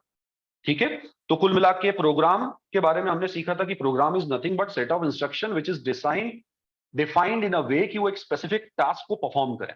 लेकिन जब कोई स्पेसिफिक टास्क परफॉर्म होता है तो उसके अंदर बहुत सारा डेटा फ्लो भी होता है, खूब सारी तरीके की जानकारी यूजर देगा।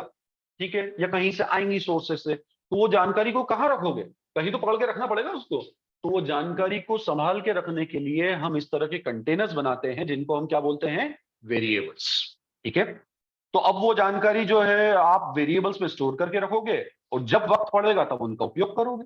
ठीक है, उदाहरण के तौर पे मान लीजिए कि आपने एक कंटेनर बनाया, उसके अंदर आपने नाम सेव करके रख लिया यूजर का, फाइन। तो आपने मान लीजिए कि एक कंटेनर बना लिया with its name is name, the container's name, and उसमें आपने एक नाम स्टोर किया और आप आगे बढ़ गए। तो अभी मेरे पास नेम में वो नाम है, फाइन।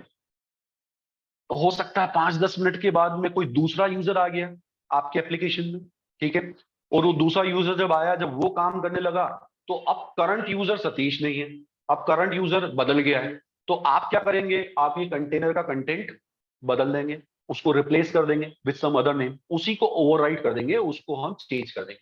तो मैं थोड़ी देर बाद मेरे प्रोग्राम में बोलूंगा नेम जो है that now got replaced by some other thing, fine.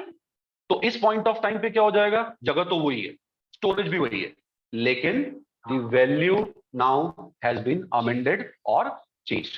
तो एक सुपरफिशियल दिमाग में इमेज बनाओ कि एक प्रोग्राम के अंदर जब जब कोई मेरे पास में डेटा आएगा, किसी तरह की जानकारी आएगी, और अगर उस डेटा को, उस इंफॉर्मेशन को अगर मुझे होल्ड करके रखने की अगर जरूरत पड़ेगी, फाइन, तो वो होल्ड में करके कहां रखूंगा, वेरिएबल्स में रखूंगा। ठीक है, अब वेरिएबल कई प्रकार के हो सकते हैं, ठीक है, मतलब डेटा अलग अलग तरीके का हो सकता है। डेटा न्यूमेरिक हो सकता है, डेटा स्ट्रिंग्स हो सकता है, डेटा बुलियन भी हो सकता है, ठीक है, और न्यूमेरिक में भी अगर जाएं तो डेटा आपका इंटीजर हो सकता है, डेटा फ्लोटिंग भी हो सकता है। ठीक है, तो अब कंटेनर्स क्या कंटेन करेगा, ये डिपेंड करता है कि वो किस चीज के लिए बना है, फाइन।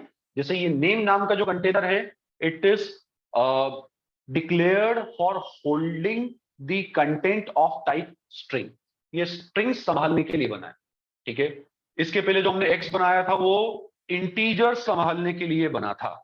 ठीक है, पर अगर मान लो कि मुझे किसी एक सर्टेन पॉइंट पे फ्लोटिंग वैल्यूज सेव करनी है, ठीक है, परसेंटेज ऑफ स्टूडेंट्स अगर मुझे संभाल के रखना है किसी मेरे प्रोग्राम में, तो परसेंटेज के नाम पे फिर मैंने कहा PER इज इक्वल्स टू 69.3, ठीक है, और एंटर प्रेस कर दिया। तो इस केस में आपका वो जो वेरिएबल है PER नाम का, that will hold the value 69.3, that is holding और कंटेनिंग और डिजाइंड और declared for holding the floating values.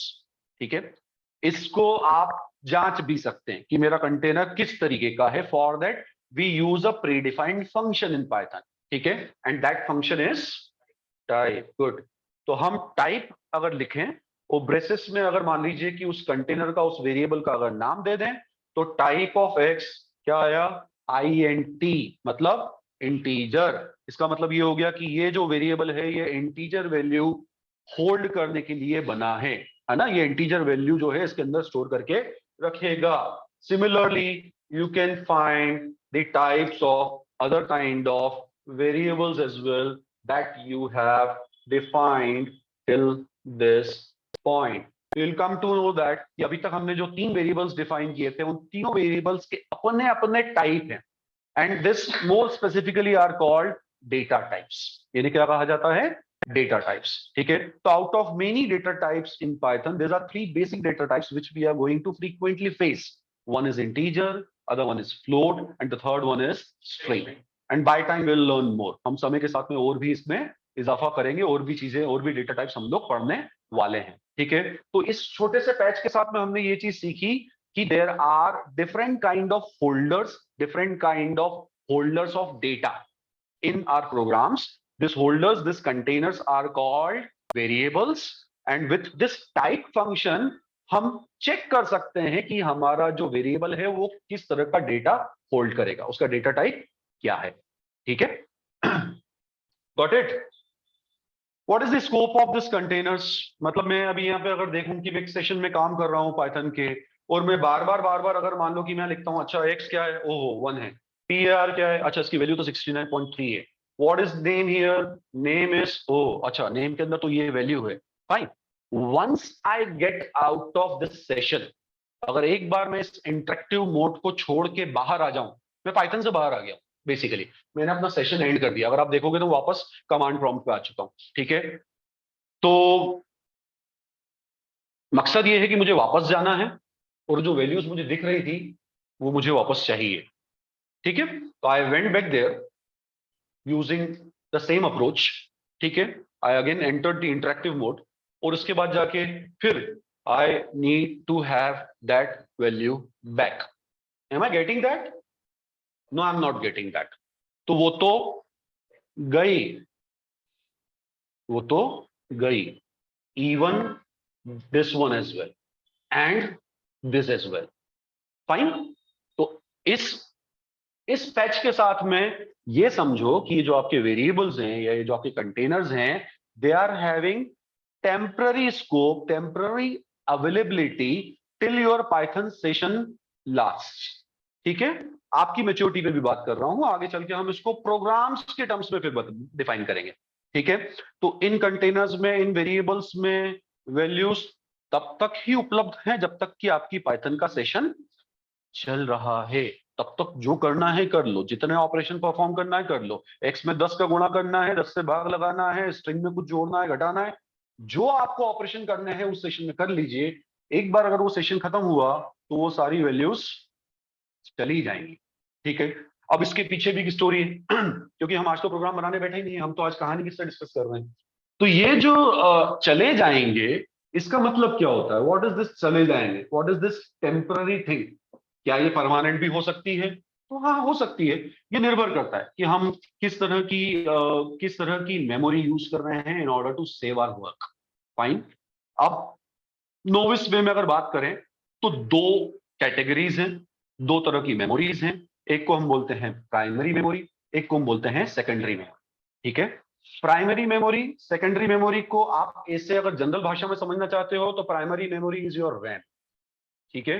Secondary memory are your hard drives, जिन पे आपका डेटा या फाइल्स एक्चुअली स्टोर होती हैं, ठीक है।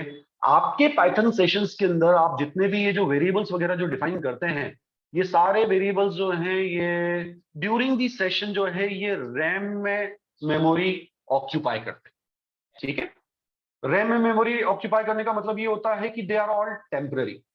जैसे आपने कोई वेरिएबल, जैसे मैंने लिखा x इक्वल्स टू 10, राइट।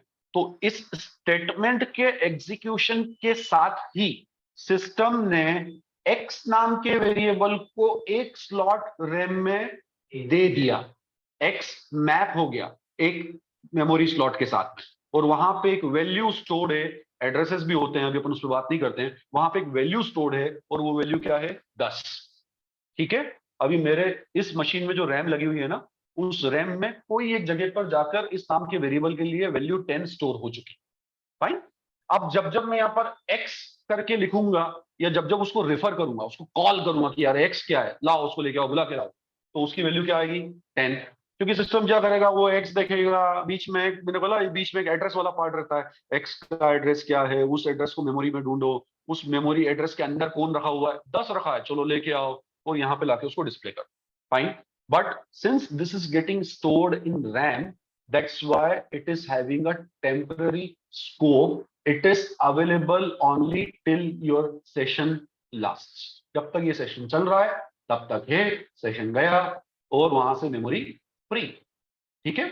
अन्यथा तो फिर ऐसे तो प्रोग्राम, अगर मान लो कि अगर रैम में अगर स्टोर करते चले जाएं, करते चले जाएं, करते चले जाएं, और अगर परमानेंसी हो तो फिर तो सिस्टम काम करना ही बंद कर देगा, फाइन। काउंटर पार्ट अल्टरनेट, अगर मान लीजिए कि अगर आपको परमानेंट स्टोरेज चाहिए तो फिर उस केस में ऐसे काम नहीं किया जाता। उस केस में क्या होगा कि आपके प्रोग्राम्स स्पेसिफिकली फाइल आईओ के कुछ फंक्शंस लिखेंगे और उन फंक्शंस के जरिए जो है आपका डेटा जो है सेकेंडरी स्टोरेज पे राइट करेंगे, मतलब कि हार्ड डिस्क पे सेव करेंगे, ताकि जब मैं अगली बार आऊंगा, कल जब मैं आऊंगा और जब मैं सिस्टम चालू करूंगा तो उस समय सिस्टम स्टार्ट करने पे उस फाइल को जब मैं रीड करूंगा तो मुझे वही डेटा वापस से मिलना चाहिए। तो वो कहाँ सोर्स से होता है? वो हार्ड डिस्क पे होता है, उसे सेकेंडरी मेमोरी कहा जाता है, ठीक है। तो this is the basic difference between primary memory and secondary memory. And usually whenever we are programming, whenever we are doing the programs, creating programs, in Python or other programming languages, the variables that we define are having the temporary scope of availability. Temporary available रहते हैं, permanently available नहीं रहते हैं, ठीक है। उनकी memory automatically release हो जाती है वंस द प्रोग्राम एंड्स और once the session ends. Fine, is it clear? ठीक है। अभी ये इंटरेक्टिव मोड की प्रॉब्लम और है, वो प्रॉब्लम ये है कि मैं यहाँ पर एक साथ 4 लाइन एग्जीक्यूट नहीं कर पा रहा हूँ। चलते हैं 10 मिनट में। यहाँ पर मैं एक साथ 4 लाइन एग्जीक्यूट करना चाहता हूँ। मतलब मैं चाहता हूं, जैसे मैंने एक स्टेटमेंट लिखा सपोज प्रिंट, और मैंने यहां लिखा this is our first Python session, right. तो इसने उसको रेप्लिकेट कर दिया, एग्जीक्यूट कर दिया। मैंने कहा था इस चीज को प्रिंट करना, उसने प्रिंट कर दिया, fine. But I want us to यार नहीं यार ऐसा नहीं, इस 4 लाइन को मैं एक साथ, मैं 4 लाइन लिखना चाहता हूं, उसको एक साथ एग्जीक्यूट करवाना चाहता हूं, फाइन। तो इंटरेक्टिव मोड में थोड़ी दिक्कत आएगी, but then I can have, I am having an alternate way of doing so. तो अब तुम थोड़ा सा यहाँ पे गियर चेंज कर रहे हो, समझना। अब हम धीरे से इंटरेक्टिव मोड से बाहर जा रहे हैं towards the script mode. Other mode is called the script mode, right. तो इंटरेक्टिव मोड इज गुड, आप सारे यहाँ पे फंक्शंस यूज कर सकते हैं पाइथन के, but then it comes with an limited advantage. I will not call it disadvantage, but it is having a limited advantage कि हम फंक्शनलिटीज चेक कर सकते हैं, टाइप ऐसे काम करेगा, एडिशन ऐसे होगा, एंड दिस दैट। बट जब रियल फ्लेवर की बात आती है, जब प्रोग्राम्स की बात आती है, जब एक बंच ऑफ कोड्स लिखने की बात आती है, तो उस समय फिर इंटरेक्टिव मोड मदद नहीं करेगा तुझसे। फिर हमारे पास कोई अल्टरनेट तरीका होना चाहिए। तो अब हम धीरे से इंटरेक्टिव मोड से स्विच करने जा रहे हैं टुवर्ड्स स्क्रिप्ट मोड, ठीक है। स्क्रिप्ट प्रोग्राम, ठीक है, इसको हम लिखने के लिए अब कोई ना कोई सोर्स यूज करेंगे। अब मैं नोविस वे में सबसे पहले कॉल करता हूं किसी एक एडिटर को जो मेरे पास उपलब्ध हो, और मेरे पास सबसे सस्ता सुंदर टिकाऊ जो एडिटर उपलब्ध है वो है नोटपैड। कहानी खत्म, कुछ भी नहीं। ट्रेडिशनली सारे कंप्यूटर्स पे आपको मिल जाएगा नोटपैड। मैंने खोला नोटपैड, नोटपैड पे मैंने लिखा प्रिंट, प्रिंट के अंदर मैंने कुछ लिखे स्टेटमेंट्स, और मैंने उसमें लिखा सबसे पहले फर्स्ट स्टेटमेंट, ठीक है। उसके बाद में मैं थोड़ा सा जल्दबाजी में इसको निपटा रहा हूं, तो कुछ मीनिंगफुल नहीं है इसके अंदर, काइंडली कोऑपरेट। इसके बाद मैंने लिखा सेकंड स्टेटमेंट, इसके बाद मैंने लिखा थर्ड स्टेटमेंट, ठीक है। तो टारगेट इज टू अंडरस्टैंड कि 3 लाइन कैसे एक साथ एग्जीक्यूट होगी। उस 3 लाइन के अंदर वो 3 लाइन बोल क्या रही है वो हमारा मकसद नहीं है, ठीक है। ये 3 लाइन मैंने एक साथ लिख दी। इंटरेक्टिव मोड में तीनों एक साथ नहीं चलेंगे, ये हमने देख लिया है, फाइन। इसको मैंने सेव किया, और सेव किया किसी नाम से। सपोज मैंने इसका नाम दे दिया प्रोग्राम 1, और डू के take care of one thing that आप इस फाइल को जिसको आप सेव कर रहे हो, इसका एक्सटेंशन देंगे आप py, ठीक है। जो सिस्टम को ये बताएगा कि ये जो फाइल हम बना रहे हैं, it is not a normal text file, it is a Python script, ठीक है। ये पाइथन की स्क्रिप्ट है, या फिर और आसान शब्दों पाइथन का प्रोग्राम है। अब हम प्रोग्रामर बन गए इस प्रोग्राम के साथ, ठीक है। तो it is a one Python program that I am writing here, and how will system recognize that this is a Python program by that extension. क्योंकि आपको पता है कि विंडोज में जितनी भी फाइल्स हमारे पास होती हैं, वो सब एक दूसरे से डिफरेंशिएट होती हैं on the basis of their extensions, ठीक है। .exe है तो एप्लीकेशन फाइल है, .jpg है तो पिक्चर है, .mp3 है तो फिर वो म्यूजिक है, mp4 है तो फिर वो वीडियो है, txt है, doc है, इस तरीके से दूसरी ओर, राइट। तो ऐसे ही अगर मैं .py अगर कर देता हूं तो that is a Python script. तो मैंने यहाँ पे एक बात का ध्यान रखा, .py दिया और उसको मैंने सेव कर दिया, ठीक है। Once I saved it, I'm going back to the interactive mode. मैं वापस जा रहा हूं वहां पर, और इंटरेक्टिव मोड में जाके I am going to do something कि जिससे मुझे वाली स्क्रिप्ट यहां मिल जाए, मैं उसे यहां पर एग्जीक्यूट कर पाऊं। अब there are several ways of doing that as well. इसके भी कई तरीके, इंटरेक्टिव मोड में अपनी स्क्रिप्ट को एग्जीक्यूट करवाने के कई सारे तरीके होते हैं, जिसमें से पहला तरीका जहां से हम शुरुआत करेंगे, वो मैं कुछ लिख के लाया हूं तरीके यार आपके लिए। कहाँ गया हमारा यार वो, ये लुक एट दिस, 3-4 चीजें मैंने लिखी है यहाँ पर, उन तीनों चारों को हम यहाँ पर अभी सीखेंगे, ठीक है। एक बार उनको देखेंगे, ये यूज किए होंगे आप लोगों ने अभी इन 3-4 दिनों में, नहीं, इनको हम यहाँ पर यूज करेंगे और इनमें डिफरेंसेस भी देखेंगे कि क्या क्या है। फाइन, सबसे पहले क्या लिखा हुआ दिख रहा है वहां पर, सीधे सीधे लिखा है पाइथन और उसके बाद में हमारी स्क्रिप्ट का नाम। फाइन, तो मैं इस चीज को कहाँ यूज करता हूं इसका भी ख्याल रखो। क्या मैं अभी पाइथन मोड में हूं, इंटरेक्टिव मोड में हूं? नहीं, मैं बाहर हूं डॉस में, ठीक है।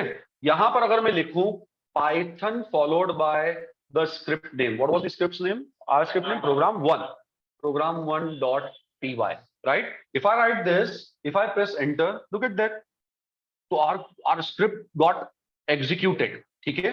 तो what I was not able to do directly in interactive mode की 3 लाइंस का एक साथ में एग्जीक्यूशन नहीं कर पा रहा था, वो मैं ऐसे मैनेज कर सकता हूं। तो मेरे पास एक हथियार आ गया है कि अब मैं जो है 10 लाइन का, 20 लाइन का, 100 लाइन का एक प्रोग्राम अगर बना लूं तो उसको चलाऊंगा कैसे? यहां आकर मैं पाइथन लिखकर अगर उसके आगे उस स्क्रिप्ट का नाम अगर दे दूं तो वो चल जाएगा, ठीक है। पर हाँ, इसमें एक हिडन फैक्ट है पीछे। वो हिडन फैक्ट क्या है कि जहां मैंने पीछे उसको सेव किया था उस फाइल को, और ये जो डॉस में अभी आपका जो दिख रहा है पाथ, वो दोनों क्या है? सेम है, ठीक है। Look at that, we are there somewhere, जिसमें इसको थोड़ा मैक्सिमाइज करता हूं फिर आपको देखिए थोड़ा बेहतर है, ठीक है। क्या है यहाँ पे? C drive, inside that you are having a directory users, inside that you are having one more directory. वहीं मैंने ये स्क्रिप्ट सेव की थी और वहीं मैं इसे एग्जीक्यूट कर रहा हूं। तो पाथ अगर सेम होगा तो वो डायरेक्टली एग्जीक्यूट हो जाएगा, else we need to give the path as well, ठीक है। अगर पाथ नहीं देना है तो उसी फोल्डर में जाके उसको एग्जीक्यूट करो, नहीं तो फिर हमें पाथ देना पड़ेगा। This was one way of executing Python script from DOS, ठीक है। अभी हम पाइथन के इंटरेक्टिव मोड में नहीं है, अब हम उसमें जाएंगे और देखेंगे कि वहां से ये काम कैसे करना है, ठीक है। For going there, what will I use? Python, I went inside, I'm in that mode now, ठीक है। यहां पर आने के बाद में now there is one more way and that is the command import, import, right? इसके बाद में मैंने लिखा यहां पर import followed by program1, ठीक है। दोनों में अंतर है, एक आप बाहर से यूज कर रहे थे, एक अंदर इंटरेक्टिव मोड में यूज कर रहे हो। जब आप बाहर से यूज कर रहे थे तो स्क्रिप्ट का एक्सटेंशन भी दे रहे थे, लेकिन यहां पे हम एक्सटेंशन नहीं दे रहे हैं। उसका कारण ये है, हम जब और समझदार बनेंगे तो और बेहतर समझ में आएगा हमें। उसका कारण ये है कि import is used for importing something as a module, right? तो we are actually importing the module. तो जब मॉड्यूल को इंपोर्ट करते हैं तो फिर py देने की आवश्यकता नहीं पड़ती। And when I do so, तो यहां भी वो स्क्रिप्ट एग्जीक्यूट हो जाएगी, ठीक है। ये हुआ हमारा दूसरा तरीका, ठीक है। पर इस तरीके में भी एक समस्या है, जैसे पिछले में समस्या थी, क्योंकि पिछला वाला हम सिर्फ डॉस प्रॉम्प्ट से उसको यूज कर पा रहे थे, अंदर से नहीं यूज कर पा रहे थे। यहां भी एक समस्या है। वो समस्या ये है कि अगर मैं इसको फिर से एग्जीक्यूट करूं, मैं फिर से यही प्रोग्राम चलाना चाहता हूं और इंपोर्ट के जरिए ही चलाना चाहता हूं, तो I repeated this thing, import program1 and then I press enter. कुछ हुआ? कुछ भी नहीं हुआ यार। तो अभी तो हमने किया था, सब कुछ सही था, फिर इस बार क्यों नहीं हुआ? Because we are reusing it, we are trying to re import the same module, right? And according to systems functionality, आप उस मॉड्यूल को जब ऑलरेडी इंपोर्ट कर चुके हो, कहीं ना कहीं inside your session that module is available now, ठीक है। इंपोर्टिंग और एग्जीक्यूशन में डिफरेंस होता है, ठीक है। वो जब इंपोर्ट हो रहा है तो हम उसको इंटरप्रेट कर रहे हैं कि वो एग्जीक्यूट हो रहा है, दरअसल वो एग्जीक्यूट नहीं हो रहा है, वो क्या हो रहा है? इंपोर्ट हो रहा है। और इंपोर्ट होते वक्त बस बता रहा है कि मैं ऐसे एग्जीक्यूट होता हूं, राइट? अब since that module has been already imported, वो ऑलरेडी हमारे पास है, तो आप उसके ऊपर फिर से इंपोर्ट चलाओगे तो फिर से एग्जीक्यूट नहीं होगा, चाहे फिर आप उसको 10 बार करो, 20 बार करो, कुछ नहीं होना। बट यार मेरा तो टारगेट ये था ही नहीं। मैं तो चाह रहा था कि मेरे इस इंटरेक्टिव सेशन में मैं जितनी बार चाहूं उतनी बार उस स्क्रिप्ट को चलाऊं। मैं तो बार बार चलाना चाहता, है ना? क्योंकि ये तो एक सीधा सा प्रोग्राम है जो 3 लाइन लिख रहा है। कल पे अगर मान लो मैंने कोई फंक्शनलिटी बनाई कि भैया 100 नंबर लेके उसका एवरेज निकालना है, तो हो सकता है कि मैंने पहली बार में 100 नंबर का एवरेज निकाला, दूसरी बार में किसी दूसरे 100 नंबर का एवरेज निकाला, तीसरी बार में कुछ और दूसरे 100 नंबर का एवरेज निकाला। तो मुझे बार बार एवरेज निकालना है यार, तो क्या फिर ये एक ही बार चलेगा क्या? तो क्या करूं?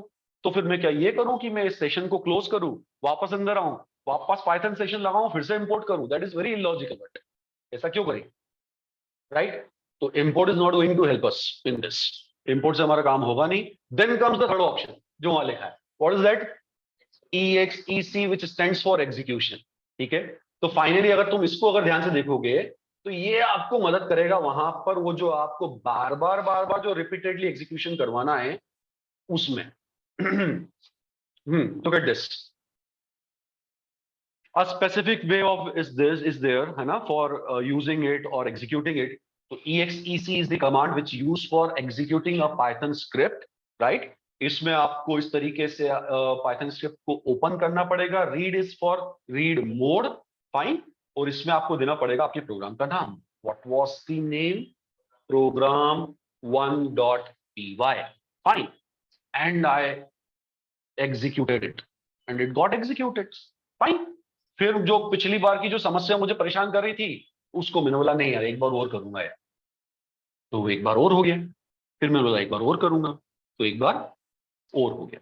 जितनी बार मैं चाहूंगा मेरी स्क्रिप्ट को इंटरेक्टिव मोड से बड़ी आसानी से मैं यहां पर एग्जीक्यूट कर सकता हूं, ठीक है, using this way, fine. And the fourth one that I have written there is actually a solution if your script is stored in some other folder on your drive. आप अगर तीसरे और चौथे में अगर अंतर देखेंगे, स्क्रीन पे दिख रहा है सभी को? तीसरे और चौथे अगर केस में अगर आप अंतर देखोगे तो उसमें कुछ भी अंतर नहीं है, कमांड पूरा सेम है, सिर्फ ये जो फाइल का नाम जहां लिखा है ना उस फाइल के नाम में डिफरेंस है। वो फाइल के नाम में डिफरेंस क्या है? यहाँ पे केवल फाइल का नाम दिया था, स्क्रिप्ट का नाम, यहाँ पे पूरा पाथ दे दिया है। पाथ का मतलब ये होता है कि अगर मान लीजिए कि आप जब एग्जीक्यूशन कर रहे हैं और आपका स्क्रिप्ट जो है, अगर मान लीजिए कि जहां पाइथन इंस्टॉल्ड है उसके अलावा किसी दूसरे फोल्डर में कंटेंट है, लेकिन आप उसको एग्जीक्यूट करना चाहते हो, तो आपको फिर उस केस में पूरा पाथ देना पड़ेगा। फिर कल जब प्रैक्टिस करोगे तो ये चीज तुम करके देख लेना सिस्टम पे, कि जानबूझ के जहां पे आपके पाइथन का इंस्टॉल्ड फोल्डर है वहां पे प्रोग्राम तो रखना और एग्जीक्यूशन चला के देखना, तो वो तो डायरेक्टली हो जाएगा। फिर उस फाइल को है ना वहां सेव करने की बजाय दूसरे फोल्डर में सेव कर देना कहीं और उसके बाद में एग्जीक्यूशन चला के देखना, तो आपको समझ में आएगा कि एग्जीक्यूशन एरर दे रहा है। फिर वो बोलेगा नो सच फाइल फाउंड, फिर आप बोलोगे फाइल तो है यार, फिर एग्जीक्यूट क्यों नहीं हो रही है? क्योंकि ये उस फोल्डर के अंदर नहीं है जहां पे पाइथन इंस्टॉल्ड है। फिर उस केस में क्या करना पड़ेगा? ये जो चौथा ऑप्शन, उस केस में आपको फिर पूरा पाथ देना पड़ेगा ऑफ द स्क्रिप्ट जिससे कि वो एग्जीक्यूट हो जाए, राइट। अब जाते जाते एक सवाल, वो सवाल ये है कि यार इंपोर्ट भी वही काम कर रहा है, एग्जीक्यूशन भी वही काम कर रहा है, तो बहुत बड़ा कोई एडवांटेज नहीं दिखता। ठीक है, बार बार एग्जीक्यूट कर पा रहे हो, पर ये बार बार एग्जीक्यूशन का एडवांटेज क्या है? अब तुम लॉजिकली मुझे इसका आंसर बताओ। What is the advantage of having the flexibility of executing the script again and again in the same session? That's a very good answer. If there is some sort of change in the inputs or even there is a change in the script as well, तो फिर उस case में क्या करेंगे? जैसे मानो मैं अभी उसी सेशन में हूं, ठीक है, ध्यान से देखना, आखिरी एग्जांपल है आज का ये। मैं उसी सेशन में हूं, मैंने मेरा कोड एग्जीक्यूट किया, right, first statement, second statement, third statement, यहां तक तो बढ़िया काम चल गया। इसके बाद कोई डेवलपर बैठा हुआ है यार, उसी कोड के ऊपर काम कर रहा है, बहुत बढ़िया लगा, काम चल रहा है, मेंटेनेंस, अमेंडमेंट, ठीक है, वो बैठा है और बैठ के उसने उसी कोड में एक परिवर्तन कर दिया। वो परिवर्तन ये था कि उसके साथ साथ में उसने एक लाइन उसमें और अमेंड कर दी, जोड़ दी। अब आप तो यहां हो, आपको तो पता ही नहीं डेवलपर ने क्या किया, फाइन। यूजर एंड पे, एंड यूजर एंड पे आपकी फंक्शनलिटी अपडेटेड है या नहीं ये अब पता चलेगा। अब अगर मान लो कि मैंने सपोज यहां पे इसका एग्जीक्यूशन फिर प्लान किया and when I executed this script, तो आई ऑब्जर्व दैट कि वो जो चेंज वहां पे किया गया था वो यहां पर रिफ्लेक्ट हो रहा है। 3 लाइन के बाद में चौथी लाइन भी यहां पर आ गई है। दिस इज डायनामिज्म, कि आपकी स्क्रिप्ट पे जो भी बदलाव हो रहे हैं वो रन टाइम पे आपके सेम सेशन के अंदर अवेलेबल हैं। This was not possible my dear in case of import, क्योंकि once you imported a module, तो वो जिस स्टेट में जिस समय इंपोर्ट होके आया है, अगर उसके बाद में उस मॉड्यूल का उपयोग अगर आप किसी तरीके से करते भी हो, राइट, तो वो उसी फॉर्म में अवेलेबल रहेगा जिस फॉर्म में वो इंपोर्ट हुआ था, राइट। लेकिन जब आप एग्जीक्यूशन करते हैं तो एक्चुअली जो स्क्रिप्ट है उसको आप एक बार एग्जीक्यूट करते हैं, लेकिन जब आप अगली बार एग्जीक्यूट करेंगे तो जो उसका करंट स्टेट होगा उसके हिसाब से उसका एग्जीक्यूशन होगा, राइट? तो this is advantage of executing the script using this command in interactive mode. ठीक है, तो फटाफट से जल्दी से 2-3 मिनट में वाइंड अप कर देते हैं आज के पूरे डिस्कशन को। We started with very basics, what do we mean by computer, computer क्या है, देन वी वेंट कि भाई प्रोग्राम्स क्या होते हैं, प्रोग्रामिंग लैंग्वेजेस क्या होती हैं, पाइथन के कुछ कोटेड एडवांटेजेस क्या हैं। कोई अगर मुझसे पूछ ले भाई तू पाइथन क्यों पढ़ रहा है यार, तो तुझे पता होना चाहिए 10 पॉइंट्स की मैं पाइथन इस कारण से पढ़ रहा हूँ। ठीक है, पाइथन की ये एडवांटेजेस हैं over other languages. Then we install Python, not install, discuss कि कहाँ से इंस्टॉल होता है वो। ठीक है, फिर हमने आज थोड़ा बहुत इंटरेक्टिव मोड में काम किया। इंटरेक्टिव मोड में हमने ये देखा कि पाइथन के जो बेसिक अरिथमेटिक ऑपरेटर्स हैं वो क्या होते हैं, right? Then we discuss what are containers which contains values, we discuss what are variables, right? इसके बाद में फिर हमने वेरिएबल्स के ऊपर छोटे मोटे ऑपरेशन ये इंटरेक्टिव मोड में करके देखे। Then we observe actually in between that कि अगर मुझे मल्टीपल लाइंस एक साथ अगर एग्जीक्यूट करनी है तो interactive mode is not going to help me, right?